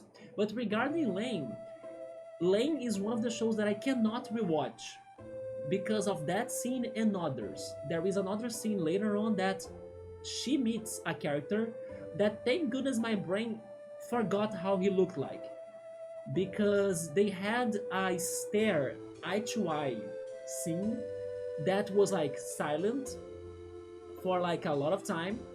The other character was ugly, disturbing looking. Thank goodness I forgot how he looked like. And they were looking at each other for like a lot of time, a super uncomfortable time, without saying a single word. And they were there again observing them being observed by themselves. So I was like, do something! You know, I was like super uncomfortable. Hence why when I tried watching Clockwork Orange, the first scene of the movie made me quit the movie. The freaking stare of Alex right at your soul for like, I think 3 minutes. I could not keep on watching that movie. It started like that, so I was like, I'd come back another day. It was even late night. I stayed up until late night to try watching that movie because I knew it was popular, I knew it was famous, I knew it was disturbing, I knew it was everything, but I was not ready to it to start like that. So I got super intimidated by like the character in the movie looking at my soul for 3 minutes straight, and then the zoom in as well. He was not blinking or anything. I was like, holy shit, I can't. And then I ran to my bed to sleep or tried to sleep. And then thankfully another time in the future I returned to the movie, I skipped that scene, and then I watched it. And then years later still, I then tried watching that scene again, and today I think I'm good. But at the first time that I was not ready for that, it it devoured my soul, like I felt super uncomfortable. But yeah, Lane, I cannot go back to it, even though it is, if you do like to get your brain fried, or like if you like disturbing stuff, it is one of the best things you can watch. But you gotta be strong. It is very messed up. You might not get everything. It is a very complex story. But I do not regret watching it though, yes. Especially because I think it was very. Be, it's very ahead of its time. Like, there are things that the show was pointing out, and it's like a 20, 30 years old show, right? If not more. I don't remember how old was Lane, but I know that it predicted bad things to happen in the future that we are kind of getting today, you know? It was very ahead of its time when the internet was starting to be a thing. So because of that, predictions of Lane, I give it everything. Like, I think it is amazing how they were able to portray what we would be getting today, you know? So ahead of its time. I mentioned roaches. Is it because of Mimic that they have roaches in the movie? I used to not like Men in Black because of the roaches of the movie too, right? By the way, I have a theory that I started getting all of this because Rion doesn't know it because he wasn't here in the past streams, but Rion, I have been going through some crazy health situations. My health has been all sorts of craziness. And I have a theory that I started feeling this bad after the day that there was a big roach that got to my living room in the middle of the night. And that it gave me a lot of trouble to kill it. Yeah, it was after that day, that stressful day, that things started to, you know, uh, disconnect into my life, and then I got to the situation that I'm at right now. I don't know. The energies changed. The vibes were different after that roach that got my home. And if it were just a tiny roach, that would be better. It would be fine. It was a freaking giant roach. How could a giant roach climb the whole building to my freaking apartment? Jesus. So it was super stressful to kill that. Yeah. I'm haunted by its ghost. Maybe I am, but the reason why I hate roaches is because roaches have walked on my body more than once in my life. And it disturbs me, right? It's super ugly.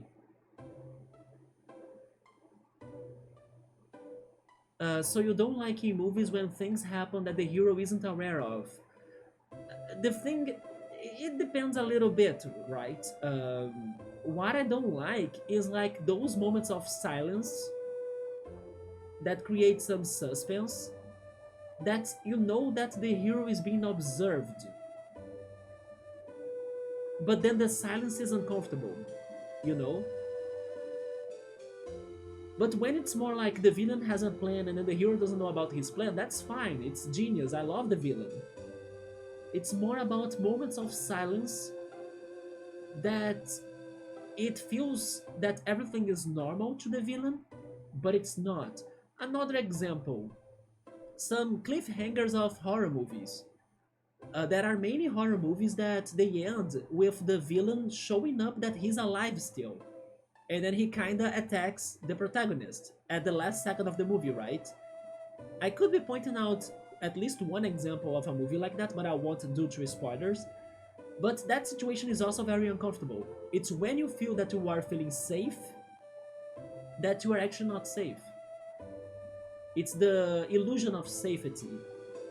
And then I don't like that. Because it makes me too worry about me too or something, you know? It makes me kind of disturbed or like worried, even if it is involuntary or on my unconsciousness. Or is it more like voyeuristic things like in Hitchcock's Psycho? I did watch Psycho, and I did like Psycho, but I don't think I was that disturbed when I watched Psycho, yeah. Maybe because I was expecting that to happen. Because the character himself was kinda, you know, getting to that situation. It's different when it's very unexpected too. Like in Parasite and even in Lane.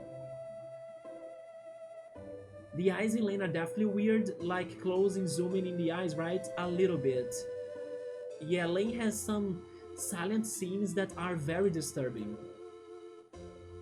Did you also see Haibane Reme or we have watched Paranoia Agent this year. Yes, another fantastic villain. I did not watch the other one. Hi, Benny Rayman. I'm going to write that down. It sounds interesting. Have you watched that one, Yoda? I haven't heard of it before. But Paranoia Agent was amazing. Yes, I was recommending that one to Piero because Piero also loves animes and also disturbing animes, right? Paranoia Agent is not for everyone, but I did like the villain of it a lot.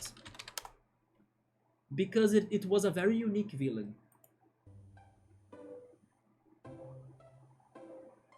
Do you feel the same way about the Junji Ito horror manga stuff? Do you mean... I can be wrong, but do you mean that one that was trendy recently? Um, I actually was thinking about watching it. How is it called? The one with like the freaking eye and the spirals, like everything is a spiral or something. I forgot how it was called, yeah. Oh wait, is Izumaki?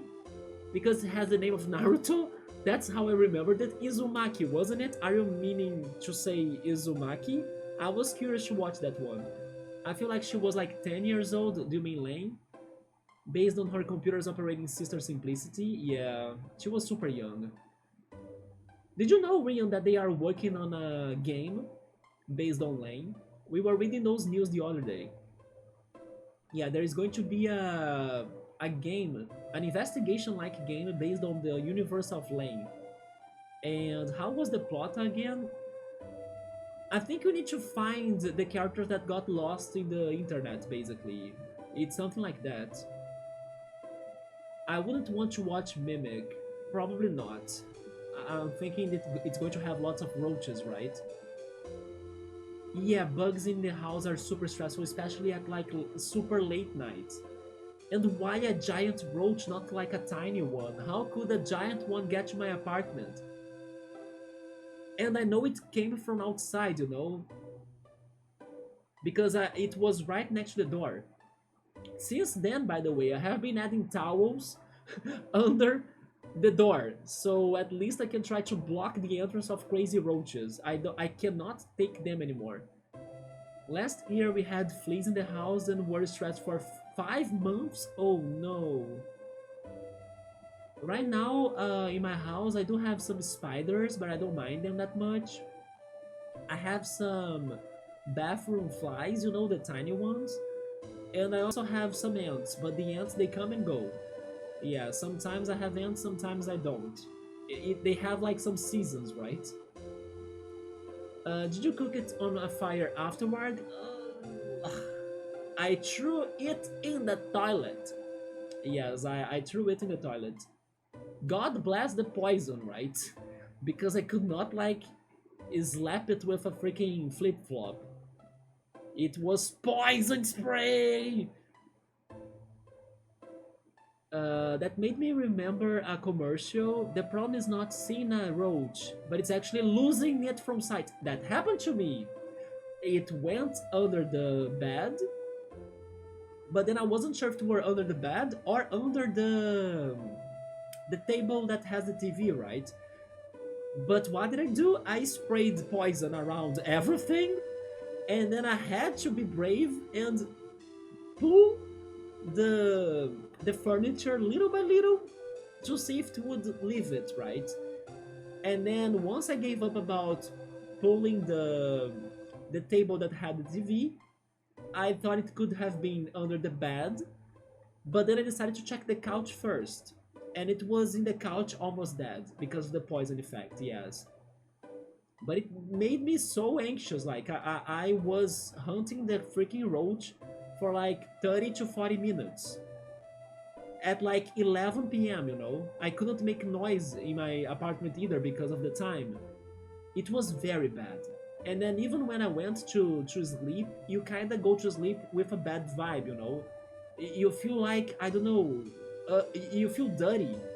You feel like you need to wash your body, you know, like maybe take a ocean bathe to like purify your soul again, because I don't know, it is such a heavy energy from that. But again, if it were a tiny one, sure. But it was a freaking big one. When I was throwing it on the toilet, I could not look at it. I was like with the hi Pierre, what's up? I'm still behind the chat, but I saw your name right there on the miniature.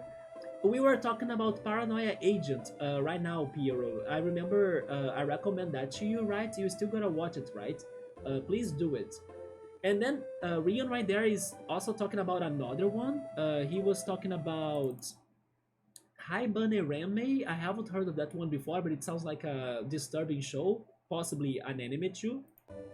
I don't know if he has answered already, but I will get you there. But yeah, I was getting the roach on the. How is this in English? Let me Google it. I'm not sure. I want to learn the word. Yeah, how is this in English? It's a shovel? It, yeah, it is a shovel. Yeah, that's right. It's correct. Yeah, how could I forget the word shovel, right? It's just because I was portraying a shovel as like something bigger, just like Shovel Knight. But yes, I have a tiny shovel then.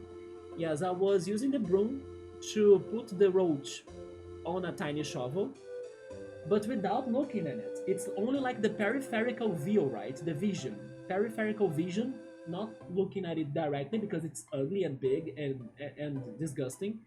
And then going to the bathroom without looking at the shovel and then throwing it on the toilet. And even to do that, it was like only after many attempts. Because every time I was like, I gotta get the roach, but I was like, ugh, breathe. I gotta get the roach. Ugh. I felt so disgusted, even after it was dead. Because once it's dead, the body flips over, and then you know it's worse. Like when you see the belly of it and everything. Ah, I hate it. I hate it. I hate it. I hate it. Yes, please don't. But then fleas, man, were the fleas there because of maybe your pets?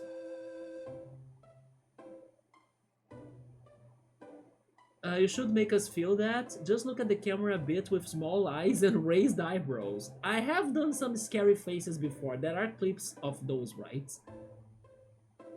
I don't remember which game was it, but I think recently we have had one of those clips. It's got a similar art style.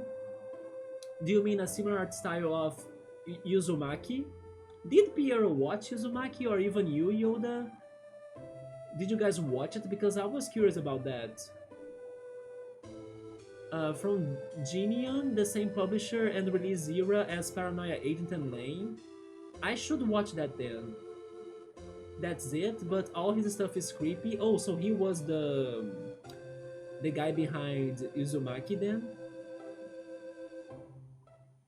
I heard about it, but no. Yeah, right, Yoda? Let's check it out. I could imagine it kind of like Steins Gate or something. That's another series that I need to watch too. You are right about it having lots of roaches. Okay, Mimic, right? Still gotta watch it, yes. I watched some Exo Saga. What did you think about it? Isn't it crazy? And it was fun for a bit, but I'm not gonna finish it. Maybe don't finish it, yeah, especially because the last episode, it is kind of polemic. Gonna move on it, feels very samey after many episodes. I can understand that, yes. Maybe it's one of those humors that they lose it. To be fair, I felt that by watching Rama 1 2, right? Yeah, the humor of Rama also loses me after some time. But the beginning, like the first arcs of Rama, the first episodes are super great. And I would recommend the original though, more than the remake. I haven't watched a lot of the episodes of the remake. I actually think I only watched the first one. But even in that first one remake episode, I already felt that part of the soul of the original Rama was lost. Maybe because of the nostalgic soundtrack, which is something that normally those remakes they can never recover or like replace, right? When they bring up new soundtracks. The same happened to the Dragon Quest anime remake as well. The Dragon Quest original anime used to be super popular in Brazil, even to me, and I have always wanted to see how the story could end or would end. But unfortunately, the original anime never got finished until recently that they brought the remake. And the remake went to the end, right? Although my friend that used to love the show as well, he could not watch the remake because of the soundtrack. He was really missing the classic songs that were much better back in the day than the more generic songs they added to the show today, right? I did watch it up to very far ahead, but I got disappointed to know that there were even lots of more things to happen by the point I got. And then I gave up on it, yes. Because to me, it already got to a moment that the story should have ended, right? But it seems like they decided to add even more stuff to the show, and then that lost me. But regarding not watching everything because it gets repetitive, Rama 1 2 would be my pick. But I actually finished it. But I did skip the fillers. Yes, I did skip many fillers. I keep trying to watch Steins Gate, but I can't get into it. I also have been looking on the game to try buying the game. My friend recommends me Steins Gate and he thinks I would like that. The one somewhat time traveling show that I still need to try, even though I think I will not like it, is ReZero. Yeah, ReZero. The reason why I think I will not like ReZero that much is because I already know that the protagonist is dumb. Yeah, and then probably I will get triggered by his decisions. But the one show that I must go back is Link Click. Link Click, the season 1, was my favorite anime of the year so far. I like that a lot. Like everything. I like the vibes, I like the characters, I like the storytelling, the drama, The art style, the soundtrack, the plot twists. Link Click Season 1 was very delicious to watch. Maybe it's not for everyone, but I was very surprised by that. Yes, and then I'm waiting to watch Season 2. It is out there, I just need to watch it. But I'm now trying to finish Full Metal Alchemist. Yeah, I'm almost finishing Full Metal Alchemist. Brotherhood, right? Yeah, the first arcs of Rema are fantastic. Like the first times you see the main characters and the way they introduce them, it's super crazy. It's super funny. One of the best things of the beginning of Rema is totally the odd competitions, right? The odd martial arts competitions. The one that I will never forget is the freaking is ice skating competition. Those episodes are some of the best. Like that freaking that freaking girl that names everything she sees or she gets. She's super funny. And then the freaking ice skating competition martial arts is amazing. It's one of the best moments of Rama in my opinion. Yeah, and then it gets same-ish, but still I wanted to know how the story would end. And then I kind of forced myself through by only checking the canon episodes but skipping the fillers. And yeah, you also agreed that the original was better. Me too. I would give it to the soundtrack. Exo Saga has Evangelion ending. I have an idea of that. I will still watch it up to the end. Yeah. Even if it gets repetitive, I also think Excel Saga is short, so I will try watching it. Kappa times 100. I was watching a video discussing Evangelion, by the way. I wish I could remember more of the details because it was a very interesting video. But unfortunately, I think I will not be able to come up with the ideas they were saying, right? But basically, let me see what I can remember, even if it's vague. Basically, the YouTuber was pointing out that the dilemma of Evangelion is that people have barriers. They create barriers to themselves, right? That the others can never cross, or that the others have a hard time to cross. Hence why, when the angels are attacking and everything, that were barriers too in the city, right? It is something that gets to the way the battles and the dynamics work in the anime, but it's even metaphorical because the characters also create barriers to them. Everybody has like they kind of don't show everything they have inside of them, right? And the dilemma was that it's something like Shinji wanted to see people being real to him, and then the only person that was real to him was Ray near the end or something.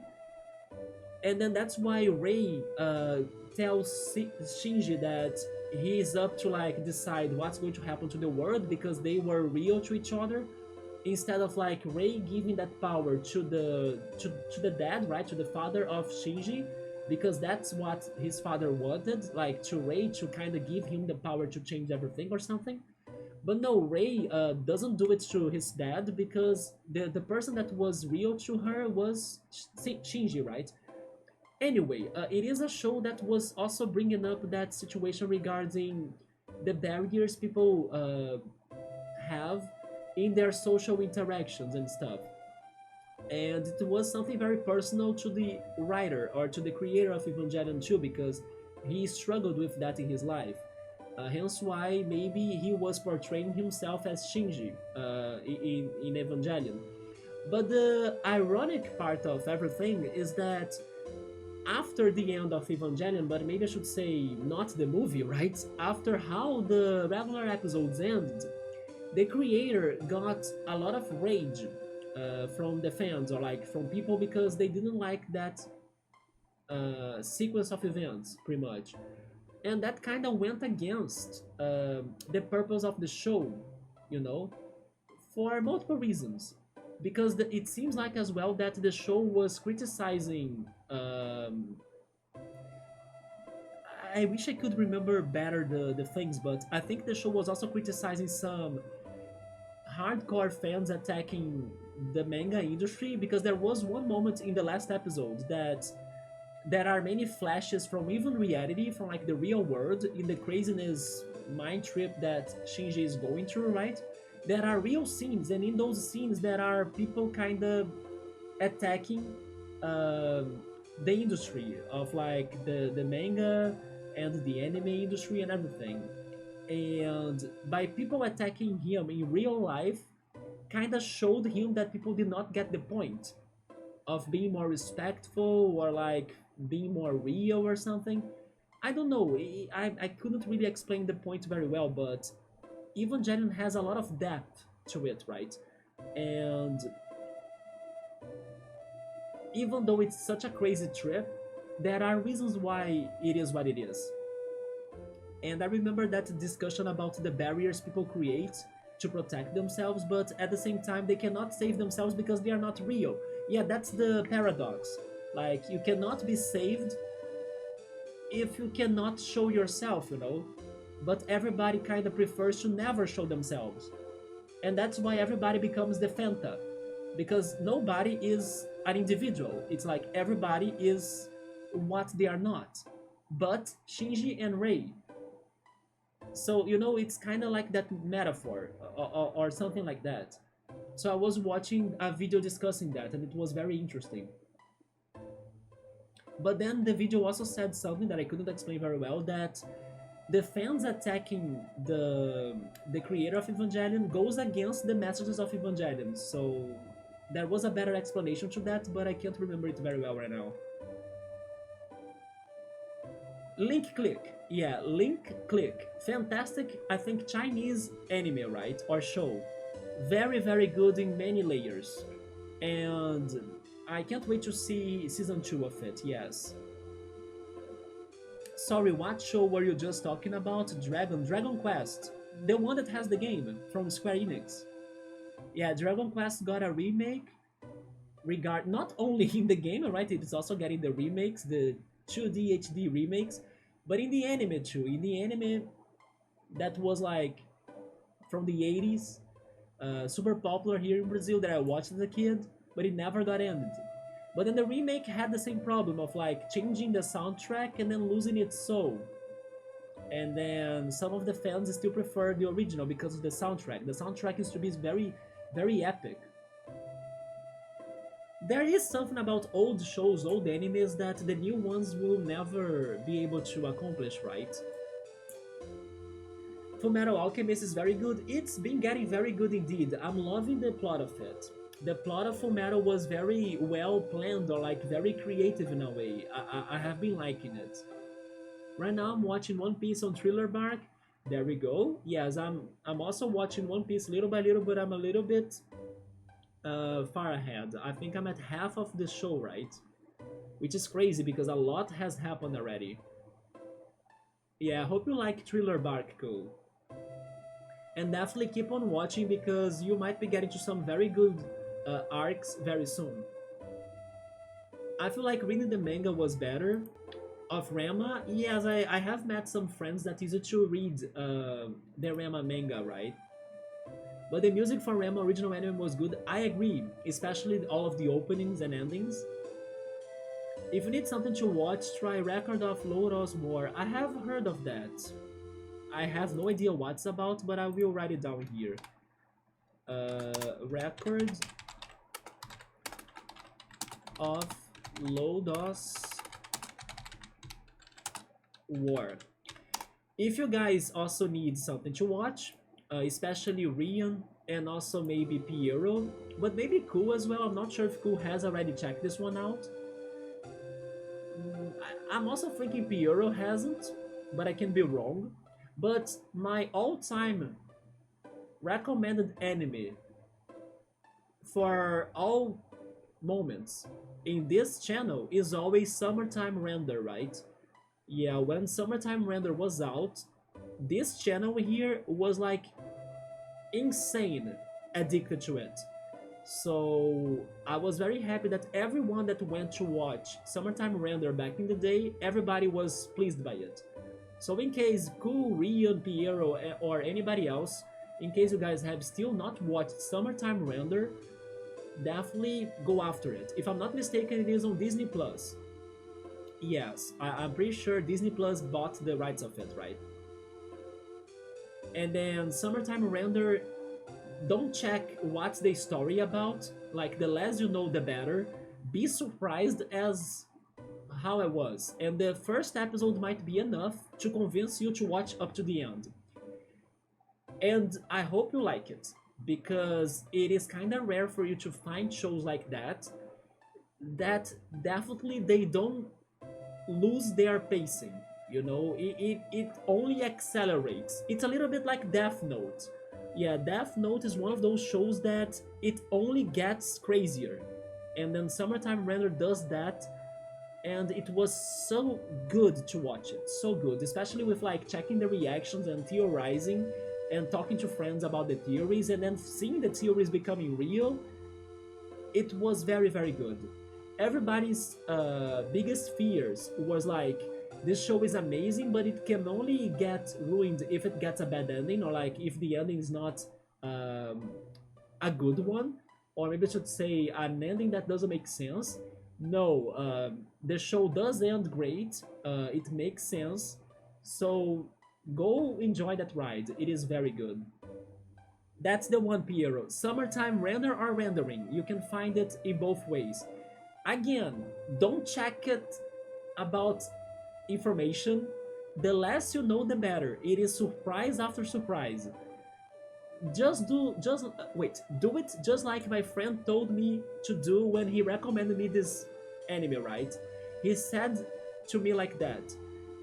So I have been watching this one show that's very mysterious and crazy. I think you will like it, and I recommend you watching it with like no lights in your room, laying on a comfy bed in a cloudy rainy day or something, you know, in a cozy ambient. Because then you can get super immersed into that one mystery and universe that the anime has. I did that, and I had no distractions. I did not let anything making noises as well. I turned off the lights. I only had my phone with me on my bed, and then I was watching that. It was so rewarding, so rewarding. Yeah, so I still hope more people from this community will get to Summertime Render, and you see the craziness that happens in there. It is so good, especially after also seeing the types of animes you guys like, right? I'm pretty sure you like Summertime Render too. Be ready to be mind blown.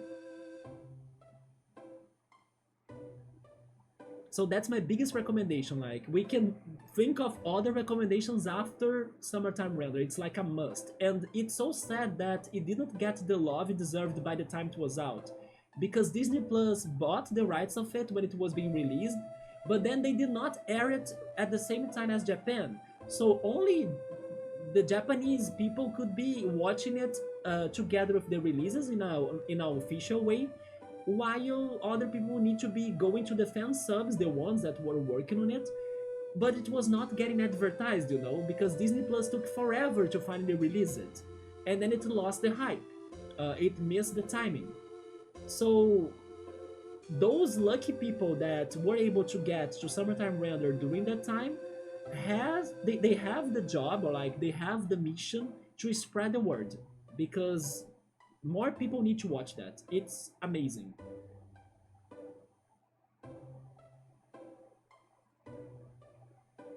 But then I wrote down this one, Record of Lodos War.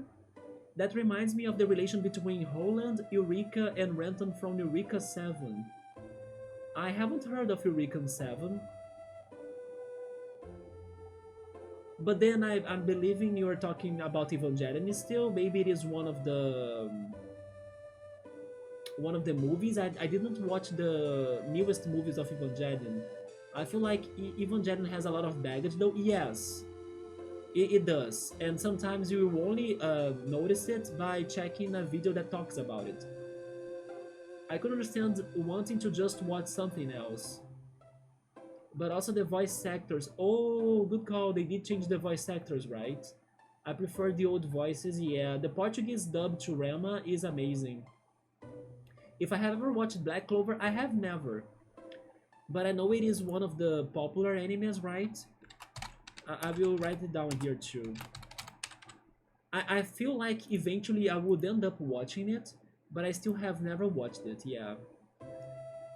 Thriller Bark falls flat for me, but there is not a single arc after it that isn't really good.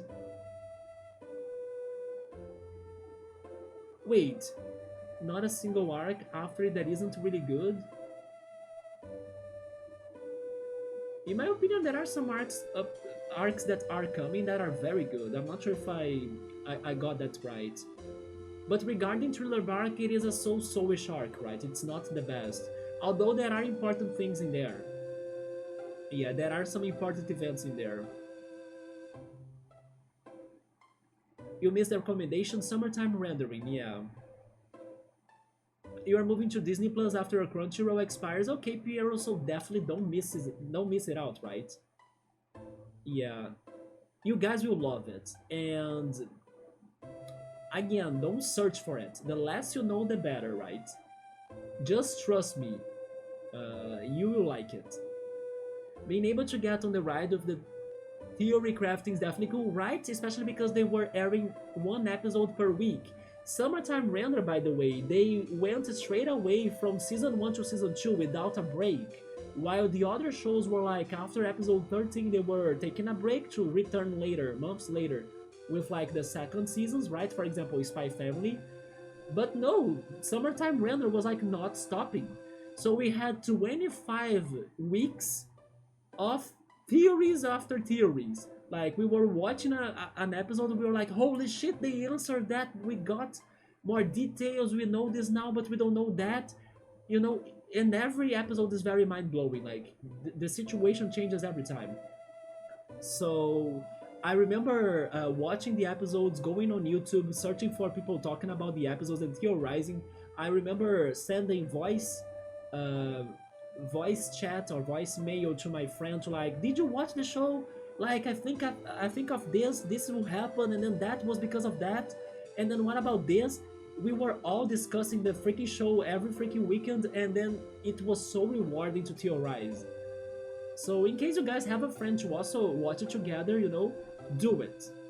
And even though it is fantastic to binge it, maybe taking it slowly but adding the discussion could be a better experience to like theorize and everything.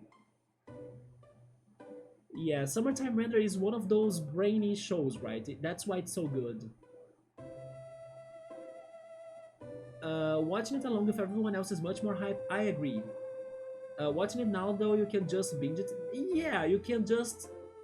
But the thing is that, depending on the show, even if it is a good show, when you binge it, you might not have enough time to get impacted by the show because it goes so fast as you are binging it, you know? And I don't know, maybe sometimes it won't become your favorite show because of that binging that you did to it. If that makes any sense. I have the feeling that some shows that I have watched were very good. Maybe they lost a little bit of their power because I was binging them. I was talking about what we were talking about Evangelion, yeah. But I don't know who were those Eureka 7 characters though. The relationship of the girl and Shinji, there we go, and Shinji and the dad who wanted the power. Yeah, and then she decided to give it to Shinji because they had a more real connection, right? And everybody became Fanta, or were turned into Fanta, Orange Fanta, because they had no personality, or like everybody was an imposter of themselves, and only those that could still be themselves were in that aftermath. And the same desire to be the one entrusted with the power is in Eureka 7. I forgot what was the Eureka 7 thing. I'm saying after Thriller Bark, every arc. Oh, there we go. Yes, yes, yes. Yeah, that's what I also think. Black Clover is Naruto with Western magic setting and Rock Lee as the main character. Western setting though? That's kind of surprising to me. If it is a little bit like Naruto, I might like it. Do you guys like Jujutsu Kaisen? That's another famous popular anime that I still need to jump into. Another show that I also recommend people watching is Beastars. Yeah, I don't think many people talk about Beastars, but Beastars has some very good social topics, or like it criticizes society so well that makes you to think about things. I like it so much for that. It has some messages behind it that are interesting to think about them. It's not really a perfect show either, but it is very enjoyable to watch the episodes because you can kind of see the comparisons between the society in the show and the society in reality. So it kind of shakes the way you see it in the real life, right? Masho is pretty funny too. Yeah, Masho is another anime that I know people liked a lot. It's hilarious to me that people are turning into Fanta. Yes, right. If only they could be more real to themselves, right? To not become Fanta. A YouTuber reactor binged Summertime last month, and he's like, he's so glad he can binge it. No, I understand because there are cliffhangers everywhere in Summertime Render with like the crazy theories and everything. But it is also very fun to have the time to theorize. But if you are binging it, you don't have that time, right? But it's going to be an amazing experience no matter what. Summertime Render is very good. Jujutsu Kaisen is good as an action show, kind of like Solo Leveling. I still haven't watched Solo Leveling either. Yeah. There's a lot of shows like that which are kind of standard writing, nothing special but cool fights. If it is just standard fighting, then, or actually standard writing, not sure if I would like that much then. Speaking of anthropomorphic animals, did you try BNA anime? BNA? Um, BNA. I mean, if I can't guess what's BNA, it sounds like I haven't. BNA? Beast. Oh wait, BNA is the name of it? I was thinking it was short to something. BNA Netflix. Oh, brand new animal. No, I haven't heard of this one.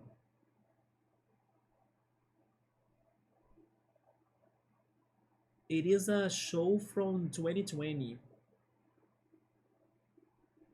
Brand new animal. How many episodes are there?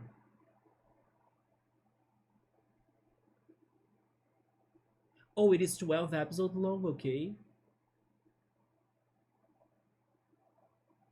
Do you recommend it, Rian? Should I watch it?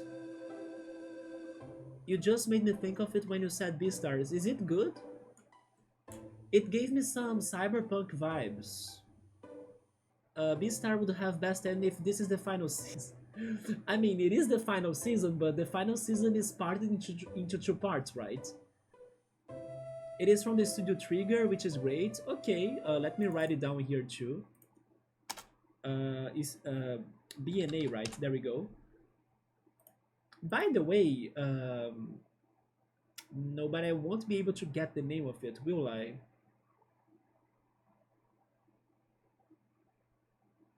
I'll need to check on it on my TV because I think it's there that I marked it as like an anime that I want to watch in the future.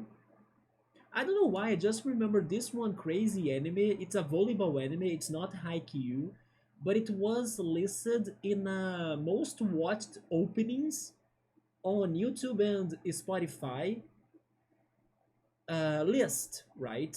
It was one of the last ones, of course, but I was curious to watch it for some reason. It was a volleyball anime that I haven't heard before, with a very crazy name that I wrote it down somewhere. I think it is on my Crunchyroll to watch list, right? And then I will need to check it out in there, just to maybe ask you guys if you have heard of it before or anything. I only remember it being volleyball and also a very long title, right? But speaking of sports, okay, I have another recommendation to everyone. Yoamushi Pedal. Yeah, X5 and Yoda also like that. Yeah, Yoamushi Pedal was an amazing cycling sports anime. Very fun, super great. And if you like Haikyuu, it's like Haikyuu with bikes. So I highly recommend watching Yoamushi Pedal too if you like sports shows, right? Guys, do you give me that second? I kind of want to get the name of the anime. I want to remember how it was called. Wait, how it was called? And I think it was on my Crunchyroll list. I hope it's in there. If it's not there, then I'm doomed. But I want to remember the name of it. I'll be right back.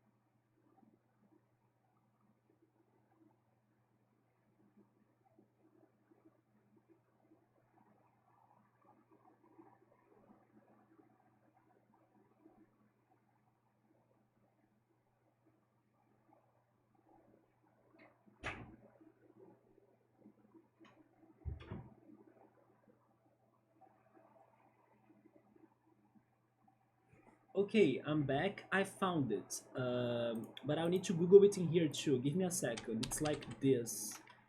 It's called 2.43 Sign High School Boys Volleyball Team. Let me post that on the chat. Yes, I have been curious about this show after I saw it, or after I saw the opening of it on this one most watched opening list. Not sure if it is good or not, but yes, I was curious to watch it. So one day I will give it a shot. I guess nobody has ever heard of it, right? It has such a long title. Wait, you checked that out, Rian? Okay, yeah, I was surprised to see that show in that list of like most replayed or watched or streamed openings of animes. And I was like, what is the show? You know, what a crazy show to be listed in here. And then I was curious because it's volleyball. Maybe it was fun as Haikyuu because I love Haikyuu, but nobody has ever talked about that show to me. So I got curious. But it is different when compared to Haikyuu, that's fine. And I wish that it was longer, but and you see, so it's probably very good. If you wished it was longer, you like the show Remain, but it ended and I hated the end. Remain. I don't remember that one. It sounds like ReZero, right? But it's probably different. How many millions views is that? I will need to check the video again. I will post that video, Yoda, later today on Discord because I know that video was in a conversation between me and my friend. So I can kind of try to find that video again in that conversation and then I will post that on Discord. Is that okay? Oh, Remain is water polo? A water polo show? Remain. Interesting. But you said that you didn't like the ending?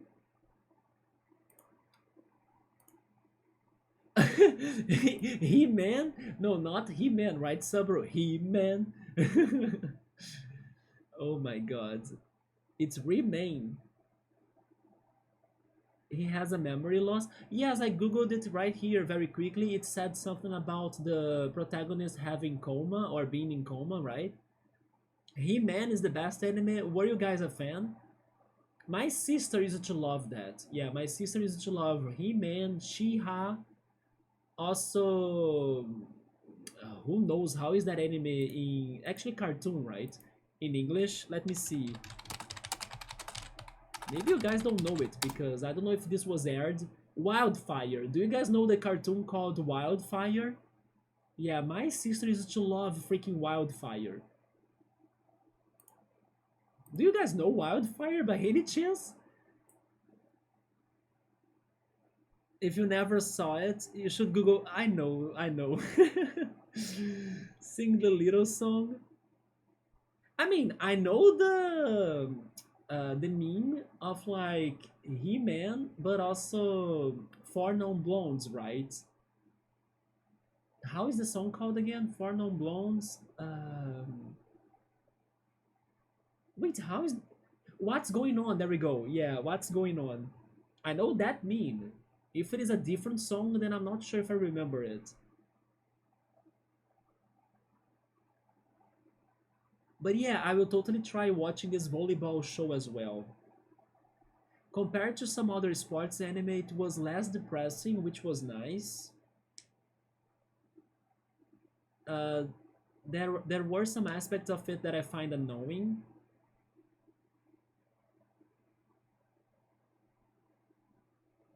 What I liked about Haikyuu was how the characters interacted together. I liked the character development. Yeah, everyone has a time to shine, right? Did you watch the last movie, Rian? The one movie that had the battle between Karasuno and the Nekoma? I like that movie a lot. It had one of the most amazing animated scenes I have seen in my life near the end of it. It was very crazily animated, that one scene. I will never forget that scene. I will go listen to the He-Man theme song now. There we go. Yeah, my sister used to love He-Man, She-Ra, and Wildfire.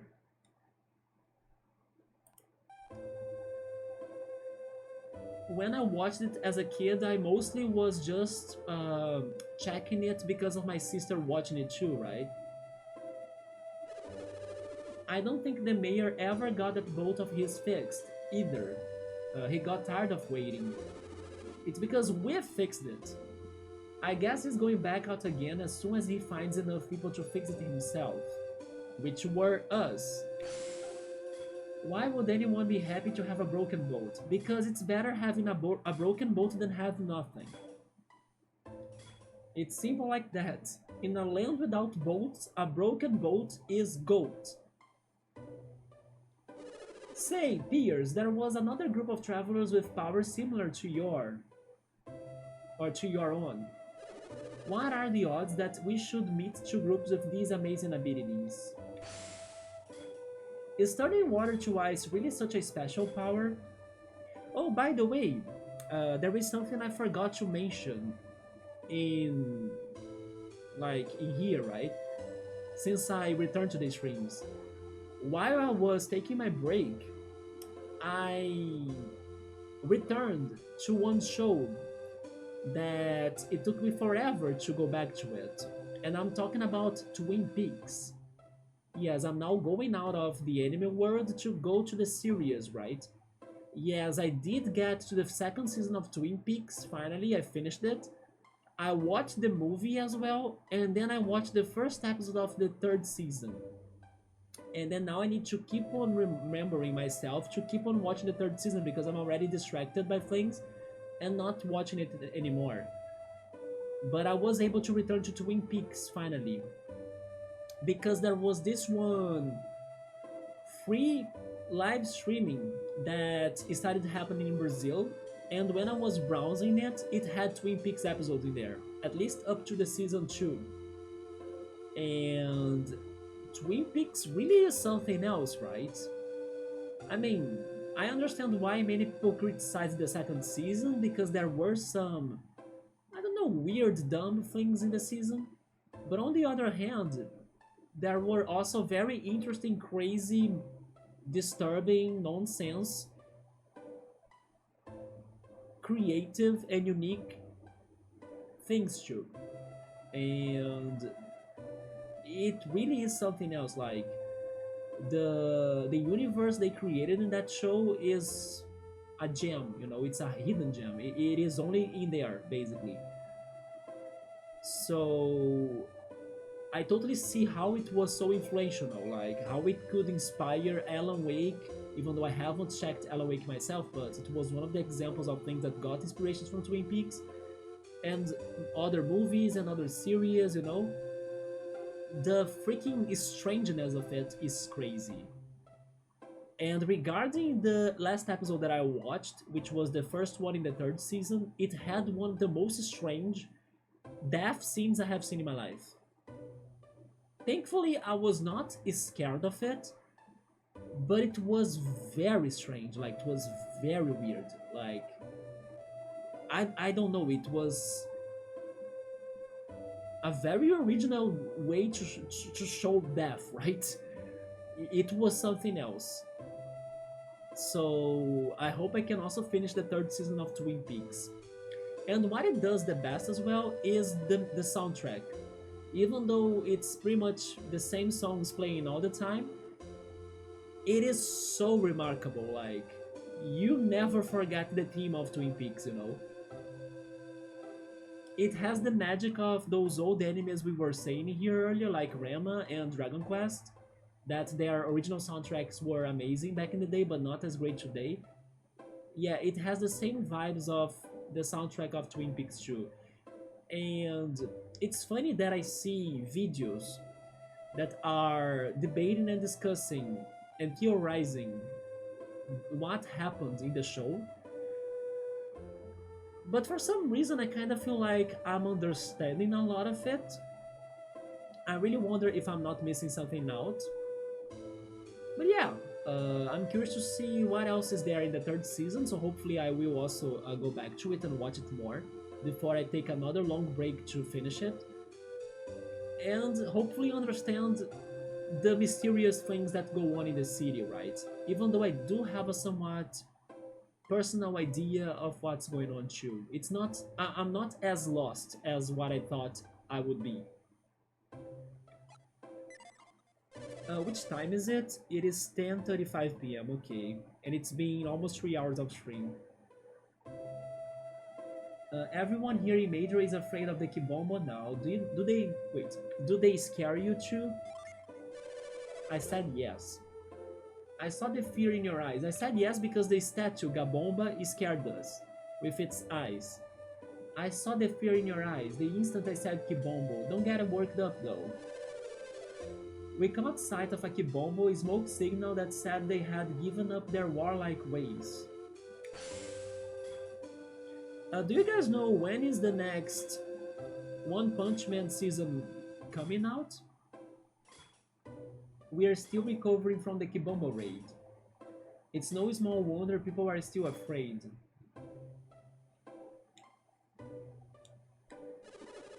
I don't think the mayor ever got that both of his fixed either. Got tired of waiting. I guess he's going back out again as soon as he finds enough people to fix it himself. Why would anyone be happy? Oh wait, I read that again. This was the prison. When Isaac and his party heard about Pierce, they seemed shocked. They said they were going to follow you to Gondolin. Wait, they would follow me to Gondolin? So this Pierce fellow must be a friend of Isaac. That's what I don't understand. Why else would they go all the way to Gondolin for him? Well, now we know where they are, right? They told me that you... Wait, they told me that you make Psy-Energy by focusing your mind. I have been focusing non-stop for days, but do you see any eyes? No. It's because you gotta have the... I don't know, the DNA for it? I knew I should have asked them how to make eyes. Can I get there? Maybe once they move, right?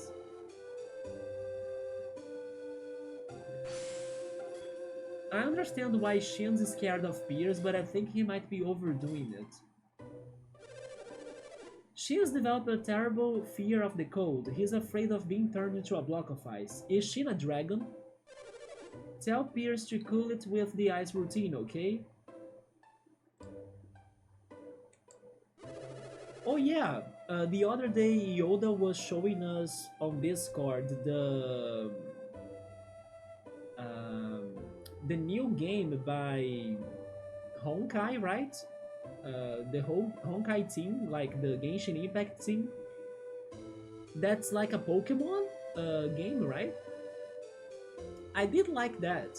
Not only from the trailer itself, and also because I believe it will have a lot of quality because it is by the same developers of Genshin Impact, but especially because it is going to compete against Pokemon Company. And they need more aggressive competition, right? So then they can provide us better quality games. And if we leave them alone in their comfort zone, they will never upgrade their games or like hire new people or I don't know, port their games to Portuguese or translate their games, you know? So those news were very good news. And also because the game might be very fun, even though it's probably going to be another gacha. Is Summertime dub or subbed? Personally, I would recommend watching it subbed. But that's just my preference. I always watch things subbed, right?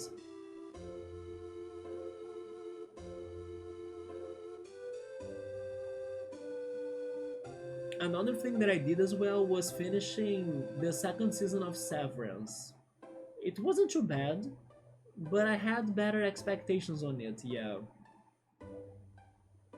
Yeah, GTA 6 got delayed, right? It's funny that I read something regarding the team, the development team, and they were saying that everyone there already knew that they wouldn't be able to deliver the game this year. But basically, Rockstar took forever to give them the announcement, right? That they would be delaying it. In a way, that was not too bad, in my opinion. Let me drink some water. But were you guys excited to play GTA? I'm not sure if you guys love GTA.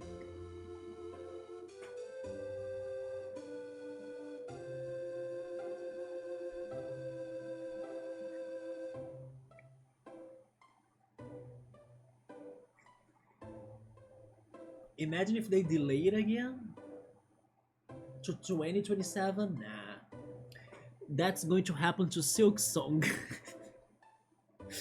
not to GTA, right? But I mean, I'm not a GTA player, so that doesn't matter to me that much. Um, but I think it was not a bad thing for two reasons. The first reason is the obvious one. If the game is not ready, do not release it, right, Cyberpunk? So yeah, if they need more time, give them more time. It should happen to any company, in my opinion. But the other reason is because this year has been the Nintendo Switch 2 year so far. So if we don't get the GTA 6 being released now, Nintendo will take the spotlight. And then I think it's going to be good for them. Even though it's been under this chaotic situation of like the prices and everything, I still want the Switch 2 to be successful because it looks amazing. Like it can do many great things to us, right? With its new games and everything. Um, so if the GTA 6 game is not coming up now, people will keep the Switch 2 on the trend, right? Or it's going to continue the trend. And then I believe it's going to be very good for the Nintendo fans in general. The Pokemon companies already rich from the Pokemon TCG pockets. They are, yeah. Thankfully, I don't get that addicted to like add my money to the game, but I know people go crazy for it, and I believe they already. Wait, never mind. Maybe they were talking about a physical new collection for the TCG. I saw something about black and white, but I'm not fully sure right now if they were talking about the TCG Pocket game or if it were about the physical copies, right? Speaking of which, today somebody talked to me on my virtual physical Pokemon card shop to ask for photos of my rarest card, the Shining Gyarados. I sent the person the photos, I sent the person the video as well. They also asked me if I had other rare cards. I showed him some of my other rare cards, and then the person disappeared.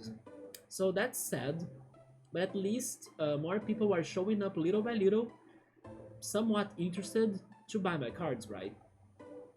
And I can't wait to get rid of them. Silk Song is getting a demon in Australia. I saw those news in a museum, right? In September. Yes, I saw those news. Maybe it is a sign that we might be getting the game around the same time. Also, the PC port won't release with the consoles for GTA 6. Oh, I see. So they are going to release the PC port first, and then later on they are going to port it to the consoles. Physical copies they were talking about. Oh, you mean that GTA 6 is not getting the physical copies? I hope there is something new in GTA 6, not just GTA 5 with better graphics. Probably there will be some new things, yeah. Although, maybe it won't be that different, but they can pretty much do one thing or another new, right? How long has it been since the last GTA game again? Has it been like 10 years more? If it has been more than 10 years, then maybe they can actually give us something very new then, because they had time to think about it. Oh, Piers, after the way we treated you, I thought we would never come to Madra again. I know we were not very nice to you before, I hope you can forgive us. Even the sound of the name Piers sends a chill down my spine. So I believe this is the kid? This is Shin? I'm not sure. They do not get me... Or they do not allow me, right, to get to the water right there.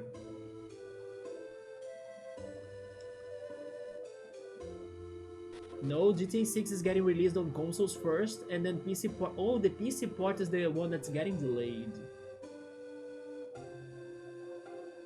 Is it going to be released both to Xbox and PlayStation 5? Or is it only getting released in one of those two first? I mean, I'm also thinking maybe on the Switch too. Oh! They are talking to us again. Where could Menardi have gone? Where are you, my sister? Interesting.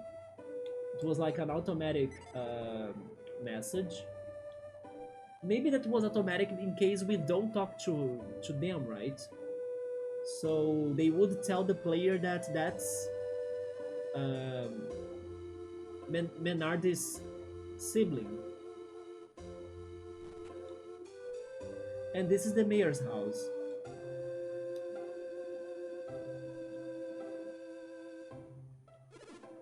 Felix, you are back.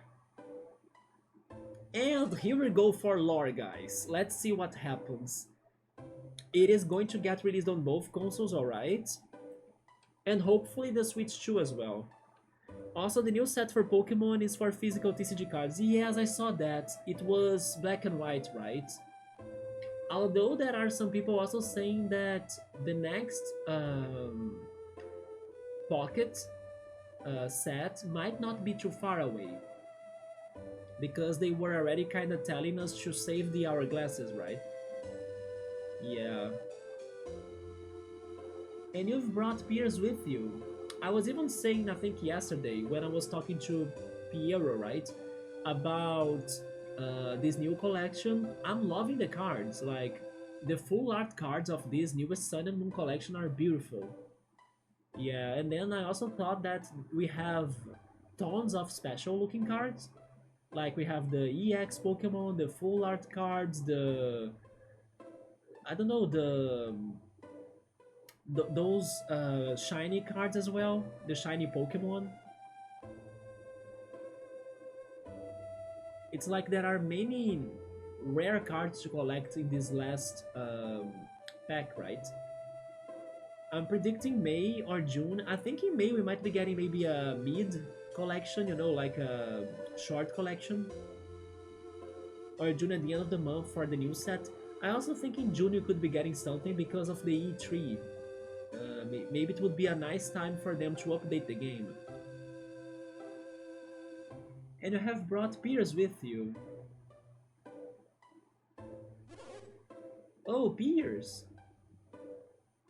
Piers, I must apologize for the trouble we have caused you. I'm sorry we lost your jewel. Don't be, everything worked out for the best. Piers, you said you were going to go to Gondowan. Did you make it? Yes, we did. Yes, in fact, we have just returned. And your jewel? Yes. You actually got it back from the Kibombo? Incredible. I was able to recover it with the help of Felix and his friends. That's wonderful. I'm so relieved. I was worried that you might never get it back. That's why we came back. To let you know to let you know that we have recovered it. Worry no more. If you have already recovered your jewel, why don't you stay here for a bit longer?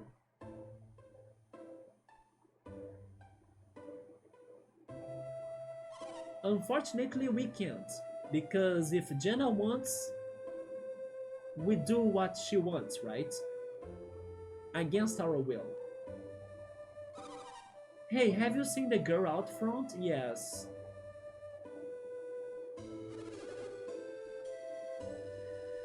We must go to the island that is my home. Piers, are you sure? After what we have been through, I feel I have learned a few things. Like what? Like the fact that you truly...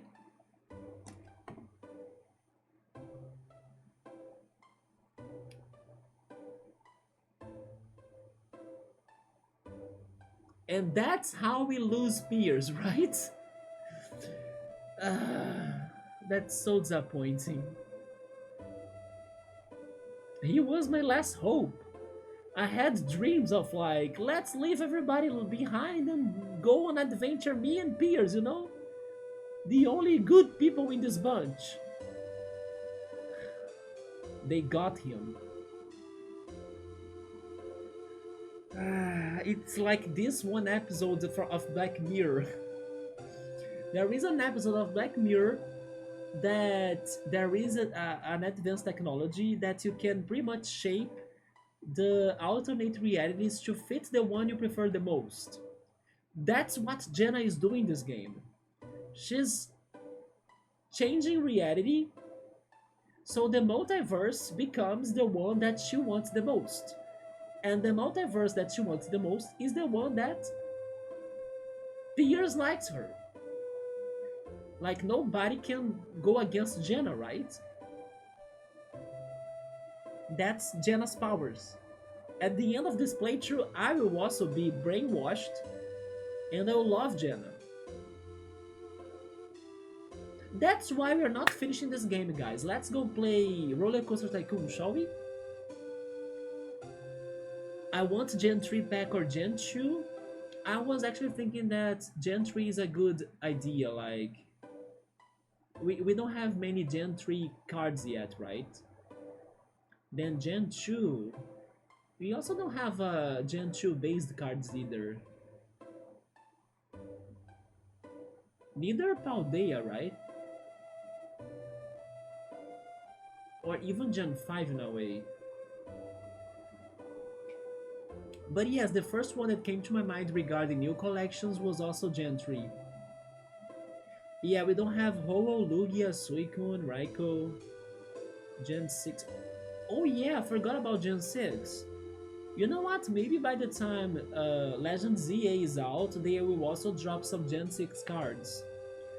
Yes, Subaru, he has joined the dark side of the Force. In the perfect day for that, right? May the Force be with you, and with Jenna. Thank goodness in an hour it's over, and then we don't need to be with the dark side anymore. And that you have gone to great lengths for no other reason than to help. That's not what happened! We went to great lengths thanks to Professor Craden's greed, pretty much, and Jenna's orders. It's not because we were going to help those in need. In reality, we want to use you. Some of them want to use you. Some of them want to get used by you. Sweet Jennas are made of this. She is the ruler of everything. Everybody is following Jenna. Ah! It's because they want to use you, freaking peers. Professor Craden has the greed on his face. He is more greedy than the one character from Full Metal Alchemist. He has the demon inside of him. I have come to realize that I, too, must do something to help where I can. I hope you can help Isaac that's looking for you, not these people. Piers. Don't speak right now, Jenna. Please don't. We are not doing this for you, Jenna. I have made my decision. It's the worst one. And the sooner we depart, the better, right? Right, Craden? Yes, yes. Give me my treasure. Give me your magic. Let me destroy your city and become the biggest villain of all, right? Let me kill my friend too, Lord Babby, and become immortal in his place. Ha ha ha ha ha. I'm Professor Craden. I'll be here forever, like the X-Men villain. I'll be here before Silk Song is released. Ha ha ha ha ha ha. I'll never let that happen or something. I don't want him to befriend them. Maybe Isaac was looking for Piers so he could tell him that they are bad people. Craden and Jenna, you know? Jesus. We shall set sail, Felix, to my ship. He's even going to give us his ship. You see, we are extorting, hopefully that's the correct word in English, but we are getting everything out of Piers to fulfill Craden's evil plans. I can't take this. It's BS. Yes, take my ship, take my life, take everything from me, right? Can't wait for the next Roller Coaster Tycoon stream. Hopefully I can feel better, right? So the Nightmare Park is over. I mean, I don't think I'll be ending it next stream, but little by little. GG for getting the Virginia Real Coaster done, thank you so much, especially considering how sick I was feeling that day. I'm still a little bit sick, right? Although today I kind of felt some recovery on my neck and shoulders. I have the feeling that I need to be massaging the shoulders more to the neck direction. That's been helping it. During this stream, by the way, I'm feeling a little bit worse than yesterday regarding my breathing, but I'm taking it well, right? At the moments that I feel like I'm getting or running out of breath, I'm kind of pausing a little very fastly to recover my breathing or my breath, right? But yesterday I felt like I was more comfortable on that. Maybe because this is a game that has a lot of dialogue, and then also I was chatting too much on the chat or with the chat. Maybe it demanded a little bit more from me, I'm not sure. But overall, I'm still okay, right? But I gotta be observing everything. But in general, I felt better today than yesterday regarding my neck and my head. I'm starting to think that this is the deal right here, you know?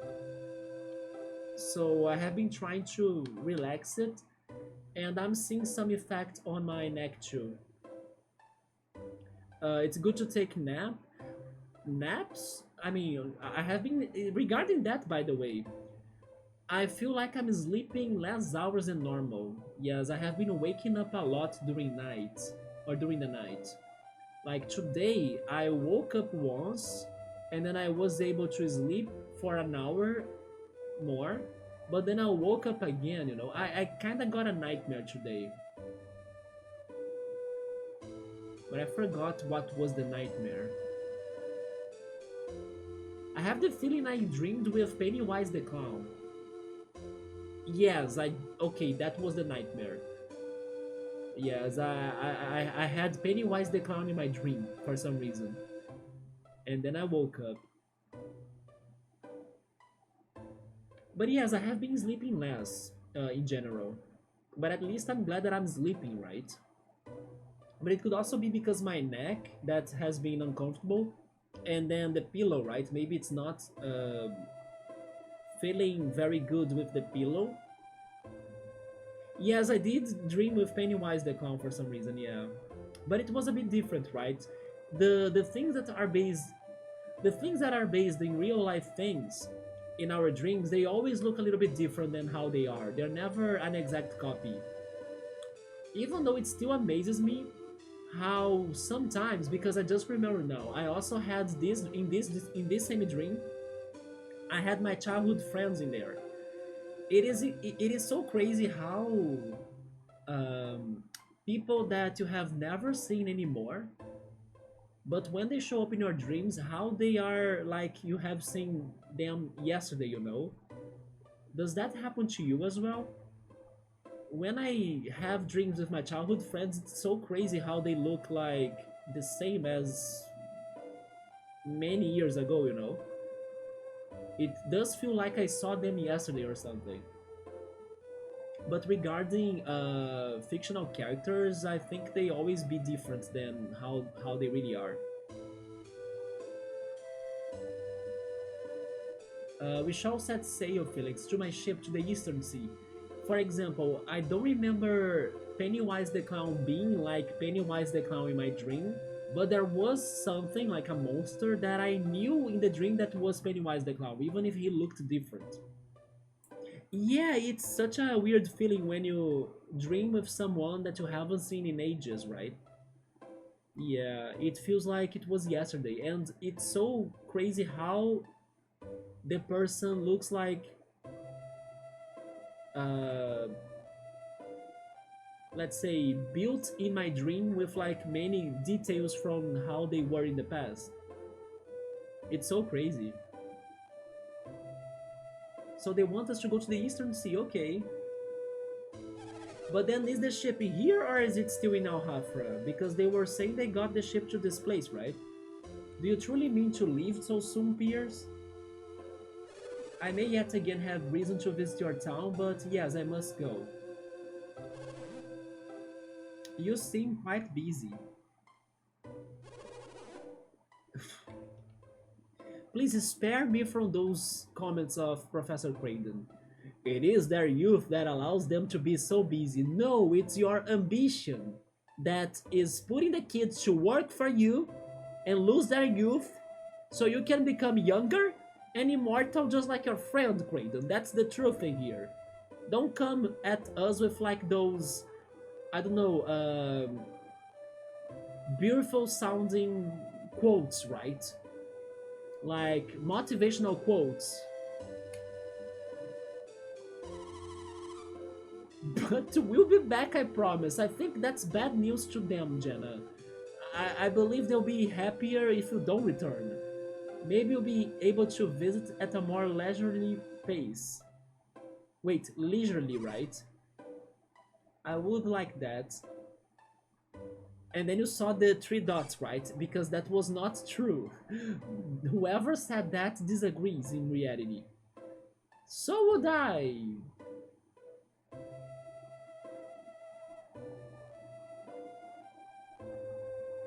Anyway,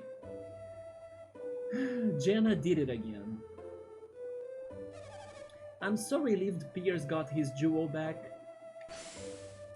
I can't believe it, despite all my worrying, they got that jewel back like it was nothing.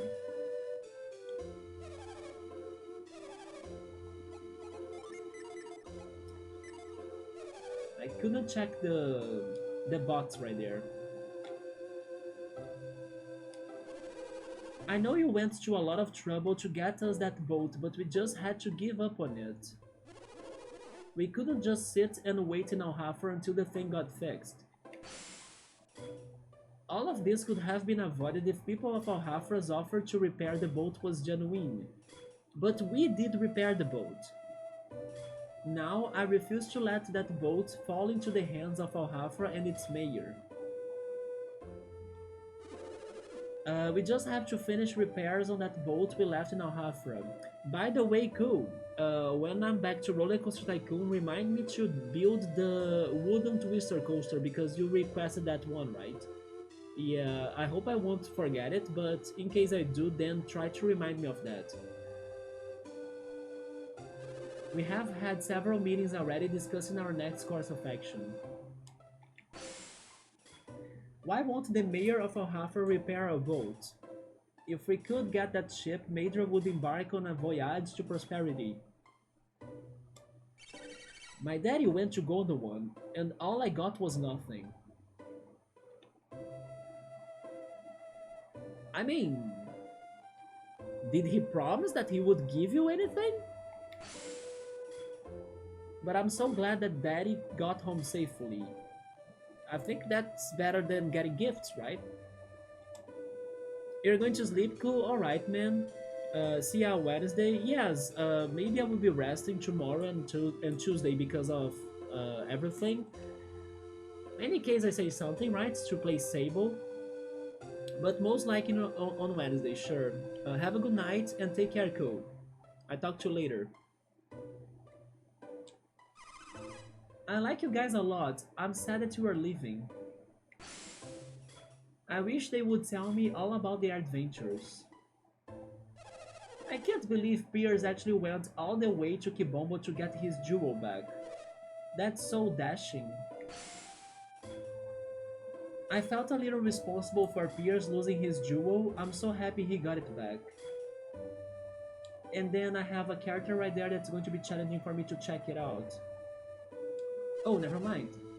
Gondomon is such an awful dangerous place. I never imagined for a second that Piers would make it back here safely.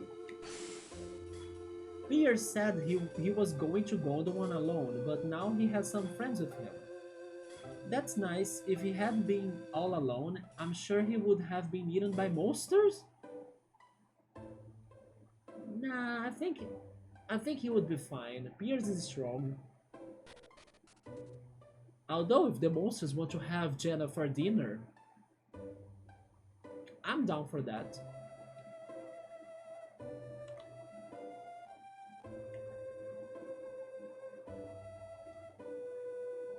Nothing up here?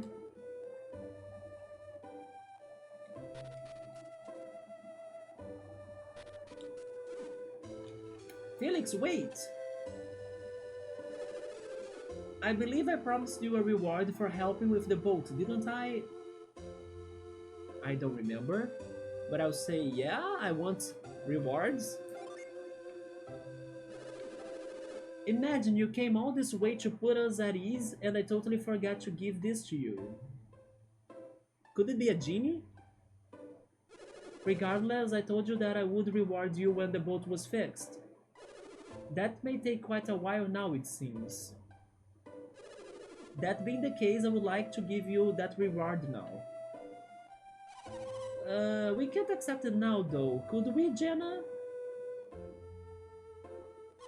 Madra is still in shambles from the disaster, we couldn't possibly accept any gifts.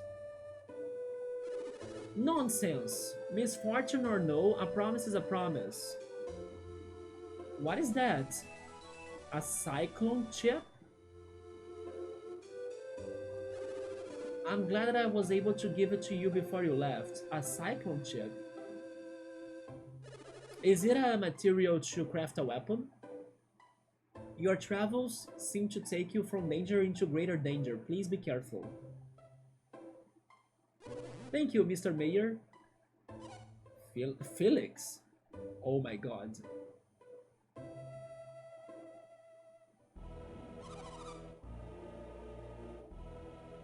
Oh my god. The freaking God of War music now. Uh-oh. Plot intensifies. I wish she had this anger. To Jenna. Or Kraden. But no, she's angry at Felix, the best of our party member right now. Never mind, Pierce too, but Pierce is kinda changing sides, right? Felix is too silent for him to actually change his side. But no, of course they are after the good ones. Jenna, everybody loves her. You.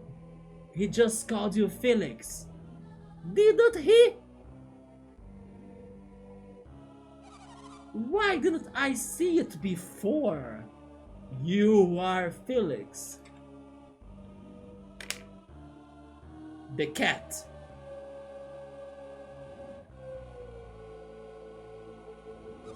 Dan Menardi should be somewhere around here too, and yet... You won't see Menardi or Saturos ever again. Isaac killed them. Look at Shiba blaming Isaac now. It's not our fault, it's their fault. Go after them, leave us alone. Shiba, you should be a better friend and not like... betray them, right? But there was a word that I was trying to remember now. Like, there is a way to say this, right? This situation in English. I forgot, but I know Persona 5 taught me that. I suppose it's thanks to Psy Energy. Oh, do you mean that one Cyclone chip?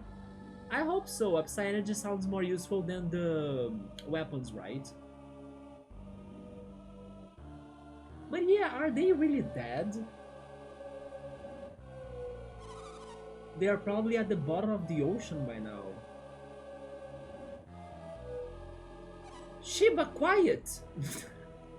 Yeah, she was speaking too much, right? I heard that, you wretched little thing. Can it be true? Is my sister dead? What do we say? I mean, I would say yeah, because it is what I think, but... I can't believe it, no one has the power to defeat Saturos and my sister. Yet you all avoid my gaze? And that look on your faces, it is true. Who is this Isaac? They are saying they don't know? What? You fine ignorance? Why would you protect him from my fury? Never mind, I believe I have heard some rumors of a traveler named Isaac lately. Is this Isaac the same one they have been speaking of? Is he pursuing you? If that's the case, then this Isaac should show up here sooner or later. How do you know it wasn't Felix who defeated your sister? Or Jenna? Snitch? No, I think it was not snitch the word. I will give you the scene from Persona 5. It is the very beginning. Yeah, it's when Joker is getting captured. And then the office, the cop, right? He kinda says it. You should thank your friend or something, you know? And then I forgot how he says it. It's pretty much when they spill the beans to say something that should have been a secret. But I forgot the word. Which means that I should play Persona 5 again, right? To refresh my memories of it. Yeah, how do you know it wasn't Felix who defeated your sister? What do you take me for? I'm a warrior like my sister. I can gauge a man's strength at a single glance.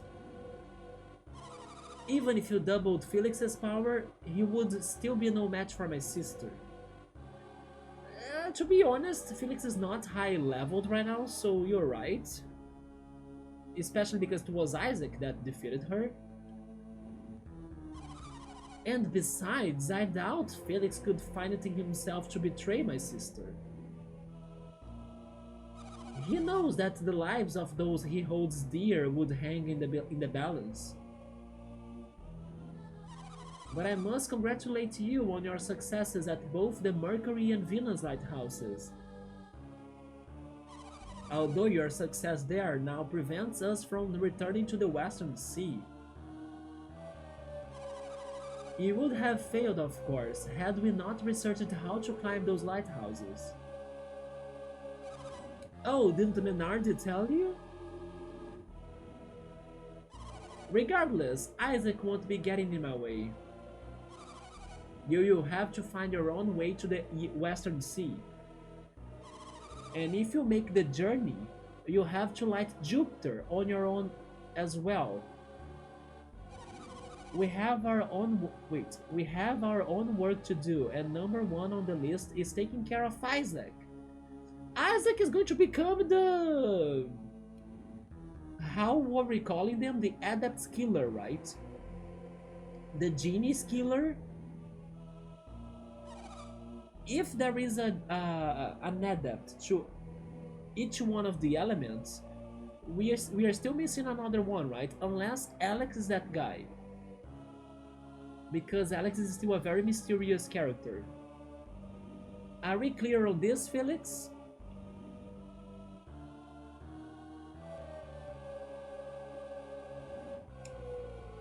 I will defy her. Or him, I don't know.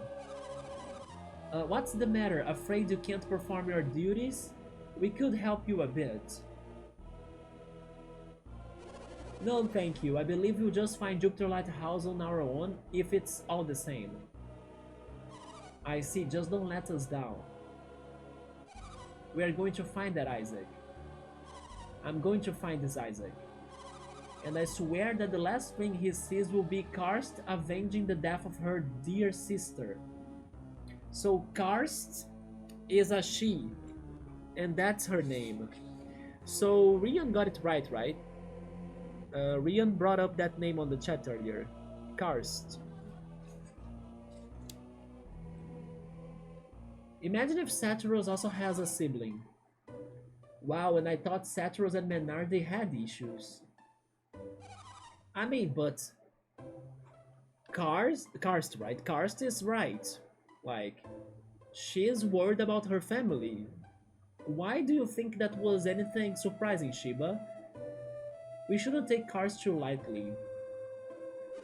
Wait a moment, Karst did say we, didn't she? Yes. Yes, Saturos and Menardi traveled as a pair. Perhaps she has a partner as well. What if it is Alex? We ought to warn Isaac that Karst is after him. That's what I don't understand.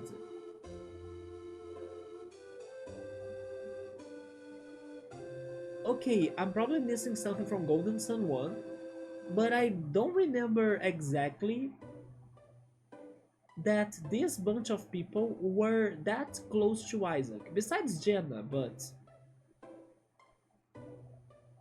why are we trying to help Isaac? I was still thinking we had some rivalry going on. That's why, as well, the team was divided, you know.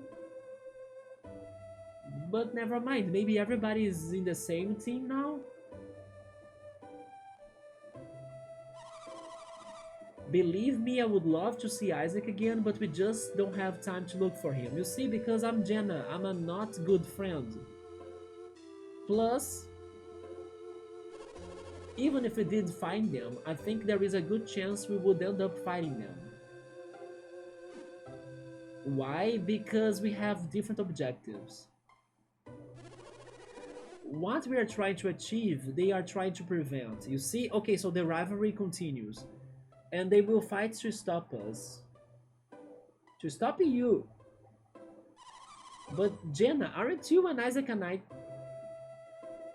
Wait, what? An item?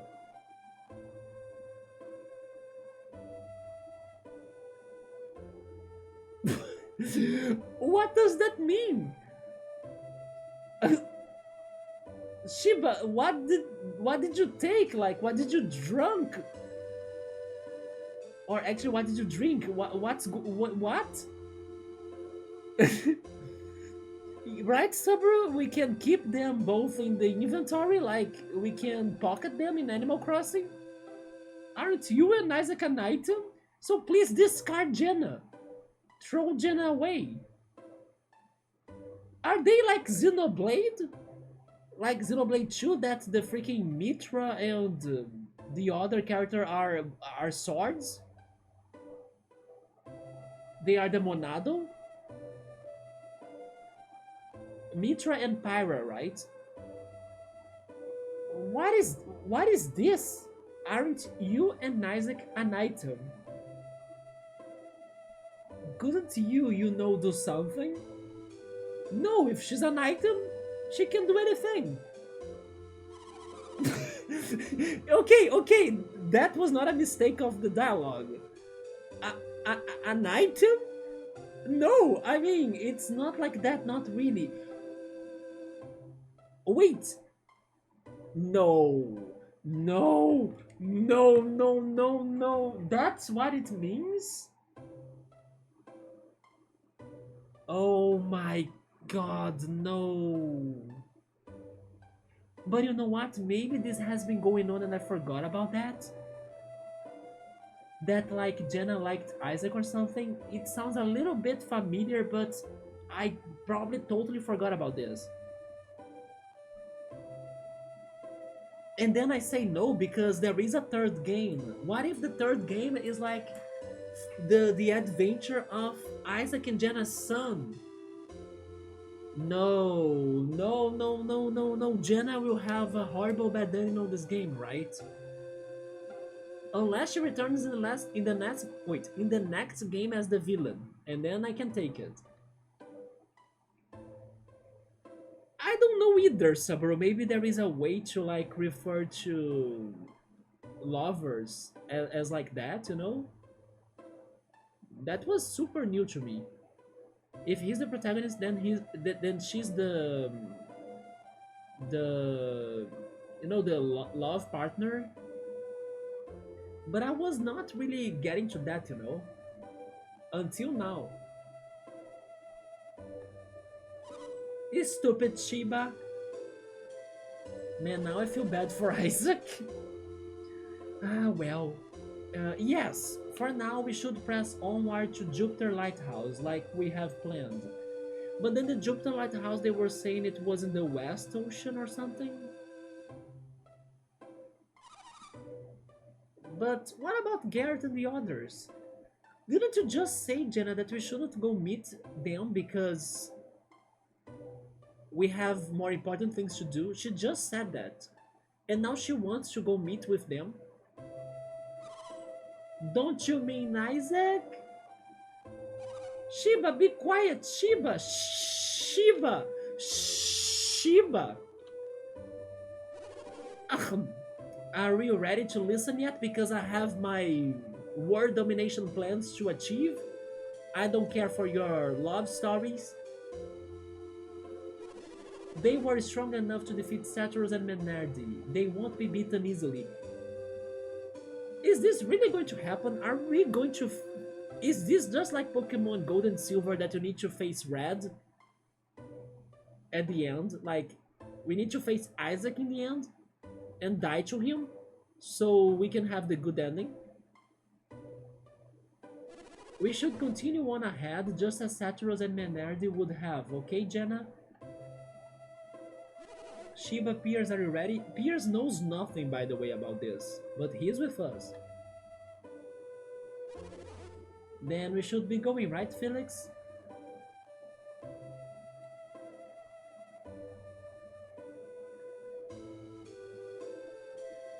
It's been 3 hours and a half, and it's been 12, not 12, sorry, 11:23. Yes, I'm thinking about maybe finishing the stream. Let's make it to Alhafra, and then maybe I can finish it in there, because this city kind of took longer than I thought, right? If you're heading straight through Oceania to Alhafra, you hit Yampi Desert, yes. We'd be better off avoiding the desert and just following the coast to Alhafra instead. Head to southeast Oceania and we'll hit Mikasalla. It is a small village though, probably not much to interest you there. I wonder if Mikasalla has changed. But I'll save that for another time.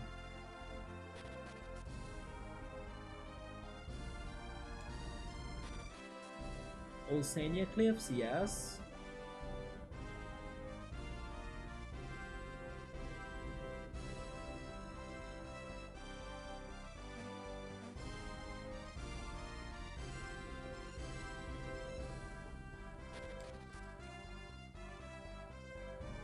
And Alhafra must be up here, right? No, wait. This bridge is broken?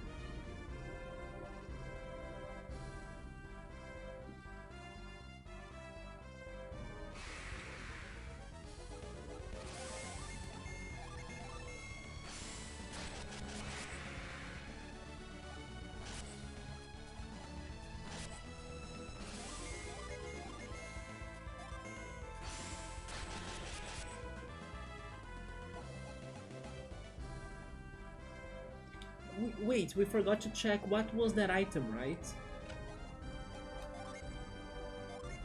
What is this? Bestow Cyclone when equipped. Actually, bestows, right? Bestow Cyclone when equipped. It is up Psy Energy then. Yeah.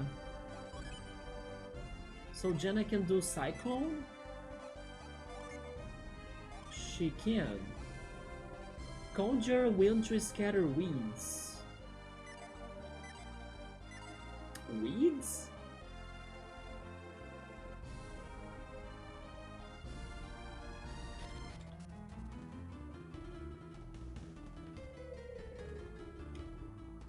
I wish I could remember seeing weeds. It is the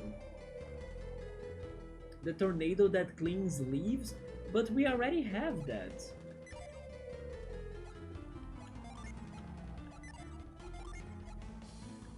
Like, if I do this, we have Whirlwind. Whirlwind cleans leaves, right? But now it's like different. It cleans weeds? And the picture right there shows that it's working on the grass, right? Yeah, we had that already. It was thanks to whirlwinds that we were able to cross the Kibombo Mountains. But this one is showing like it's acting on the floor, while the other one acts on the tree branches. Yeah, like that, Subaru. It could work on bushes and maybe this, something like that. But I'm guessing a more specific one. And it works around us. Huh. Yes, we need to think about where to use that.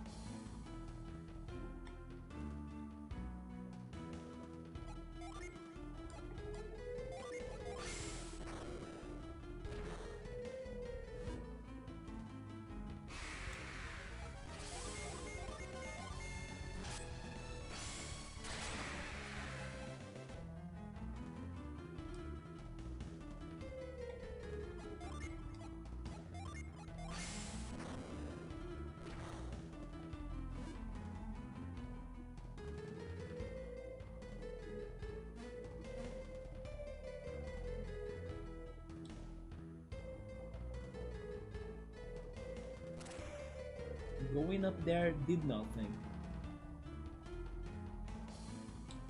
Oh, but I might need to get there. Or I can just pound this, right?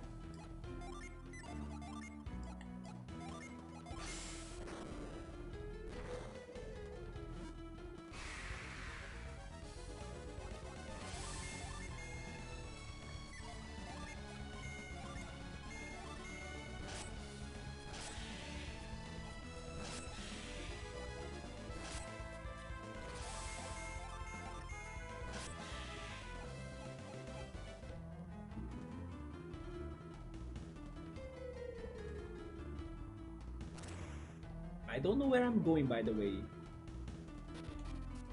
I'm thinking, oh, upside energy stone. I'm thinking that I just need to go right in order to get to Alhafra, but I'm not sure.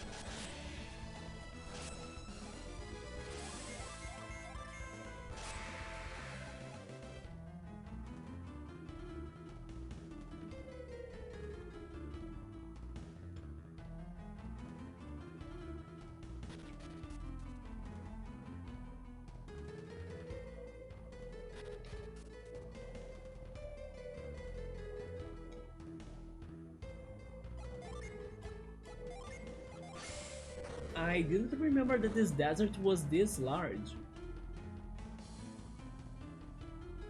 For some reason, it even feels like I'm getting to areas I haven't been before, because I seriously don't remember this.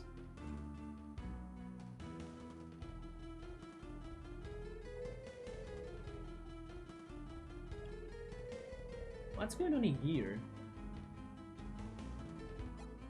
Is this a puzzle?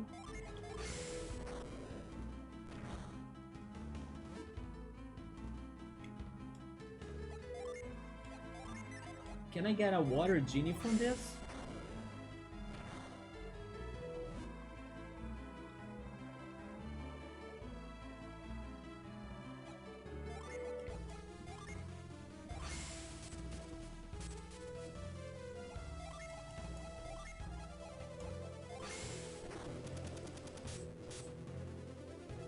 This is very suspicious.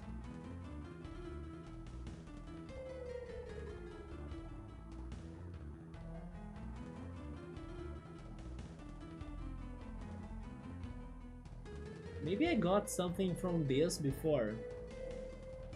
I don't remember. Tornado or cyclone?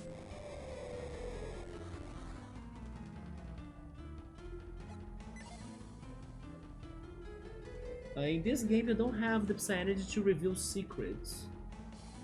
Did I have that in the first game? I think I did, right? Even though I used it not too much.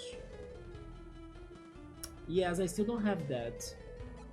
But there is an area in this game, the Catacombs of Madra. We even checked that today, that has a gate, and it was saying only if you have the eyes of the truth, you'll be able to enter, you know?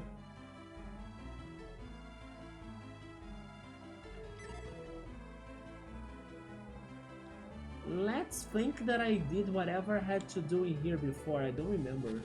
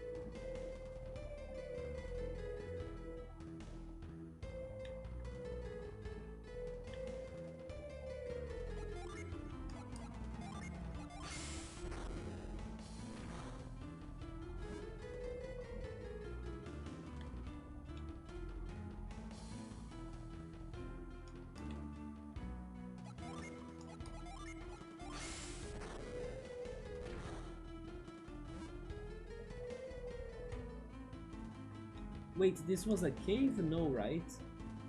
No, it's just a way to jump there.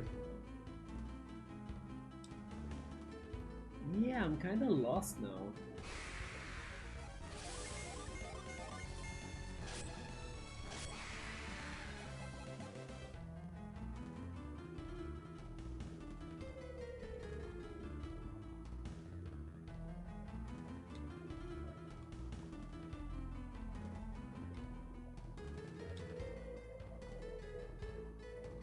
Okay.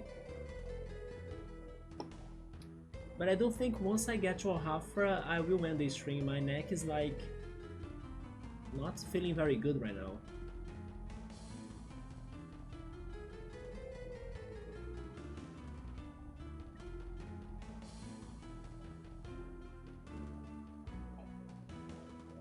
And then possibly the Alhafra thing will take some time too. The stretch. Yes, I need that. Why does it hurt so much on my shoulders?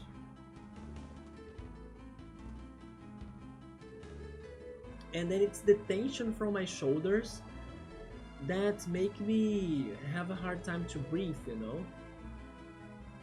It is so painful right here.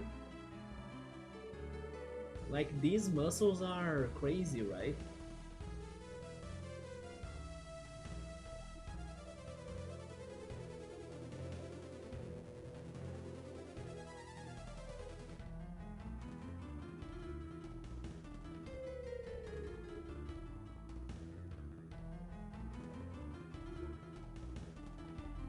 I don't know if it is bad posture. It could be everything. It could be stress. It could be the pillow when I sleep. Bad posture. I'm needing that. Yes, I'm needing a massagist or a chiropractor maybe. I'm not sure how to say that. Or even a physiotherapist.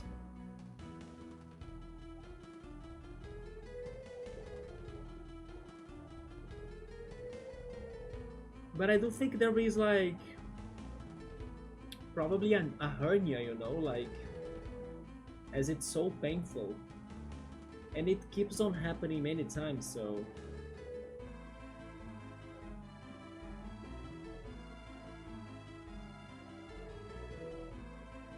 I tried the painkiller today and I can't say it really helped that much.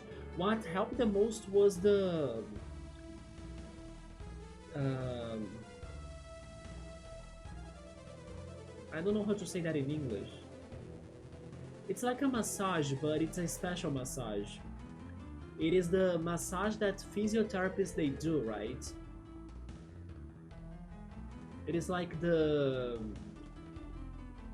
is this how it's called in English? Fascia? Let me see.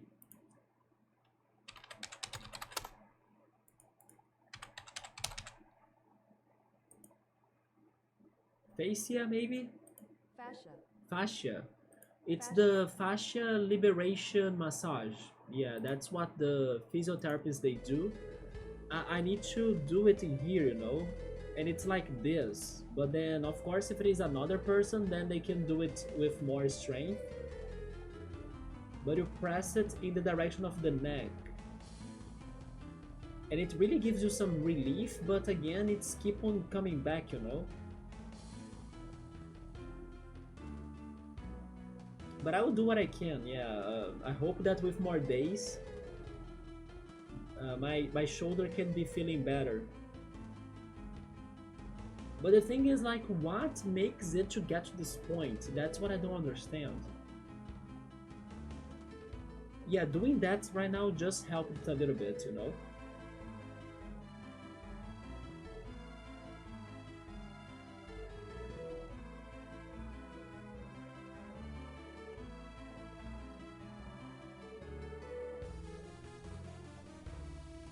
But yeah, it is super tense. Like, it gets to my breathing right away.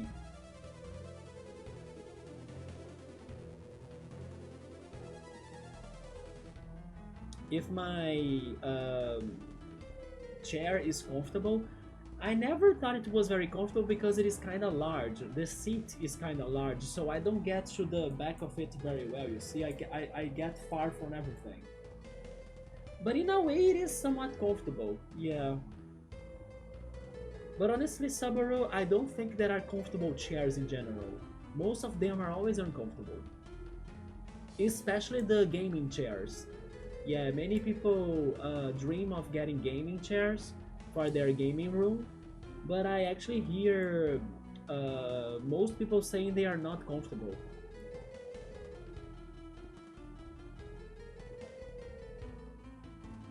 Yeah, doing this really helps. Yeah, now it's you see the pain kind of disappears a little, but the thing is that it keeps returning. Adding a pillow on my back, maybe. Let's see how that goes.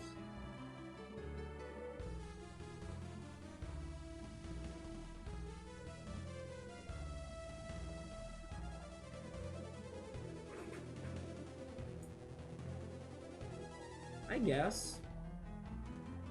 I feel more with better posture. Wait, but then my shoulders are deranged.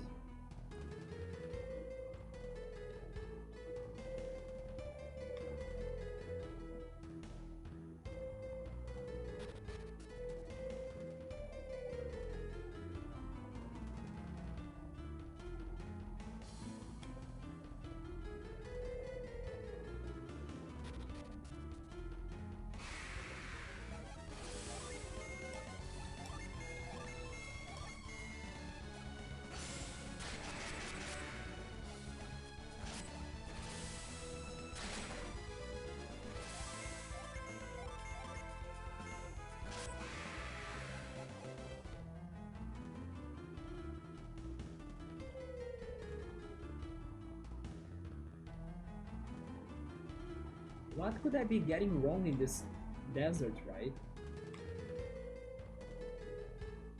I remember a cavern somewhere. Maybe just the position of the chair or the monitor. You mean like this?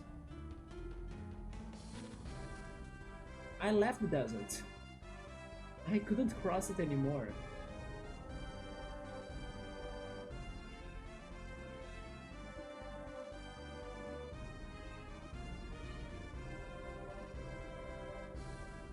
If I go south, I will hit Mikasalla, right?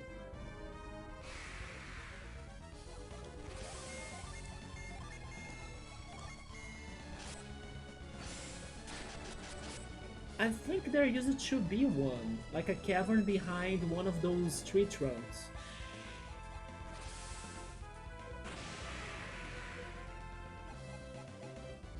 I just couldn't find it, and I was paying attention to them. But since I left it, I wanna confirm that Mikasalla is somewhere down here.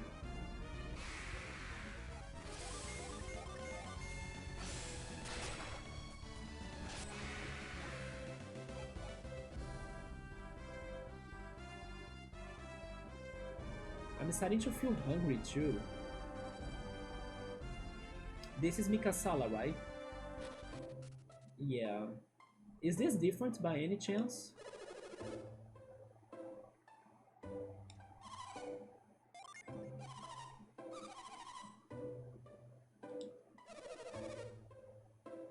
It sounds the same-ish.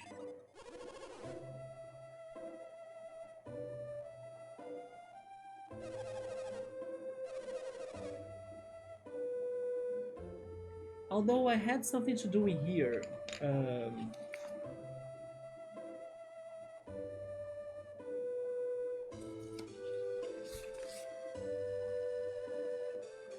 There is a chest north of Mikasalla past the chicken, in an underground cave.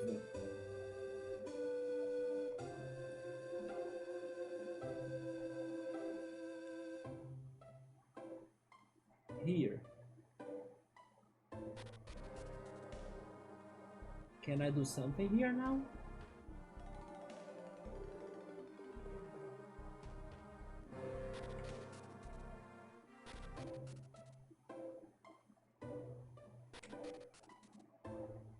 That chest.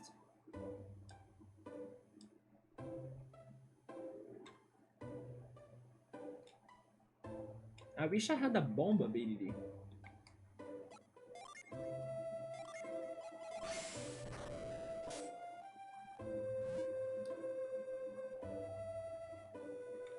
Yeah, maybe there is a secret in here on this wall.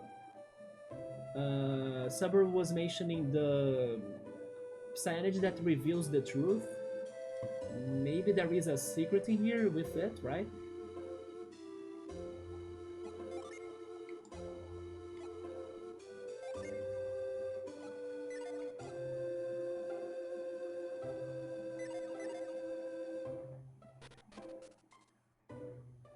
Or a way to go up there from that path.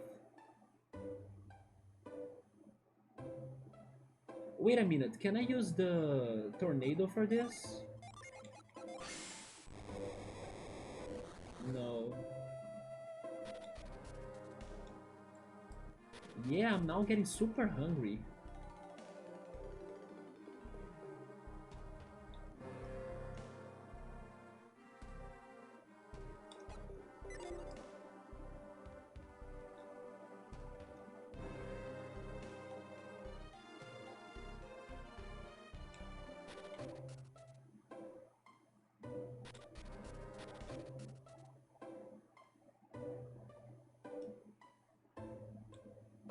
Wait. Can I get through this too? I could. Is there a secret in here?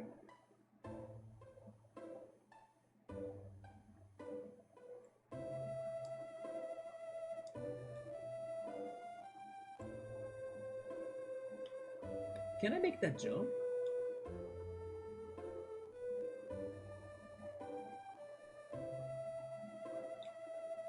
Really? This looks like it's it, but I can't, right? I can't do it. Because why else there would be this platform in here? I don't know. Guys, I think I will end it in here. I'm getting super hungry right now. And it's been 4 hours. That's a lot, actually. Yeah. And I couldn't cross the desert, so we can try it again next stream, right? But right now I feel like I must eat. Yes, I'm feeling super hungry. Let's save.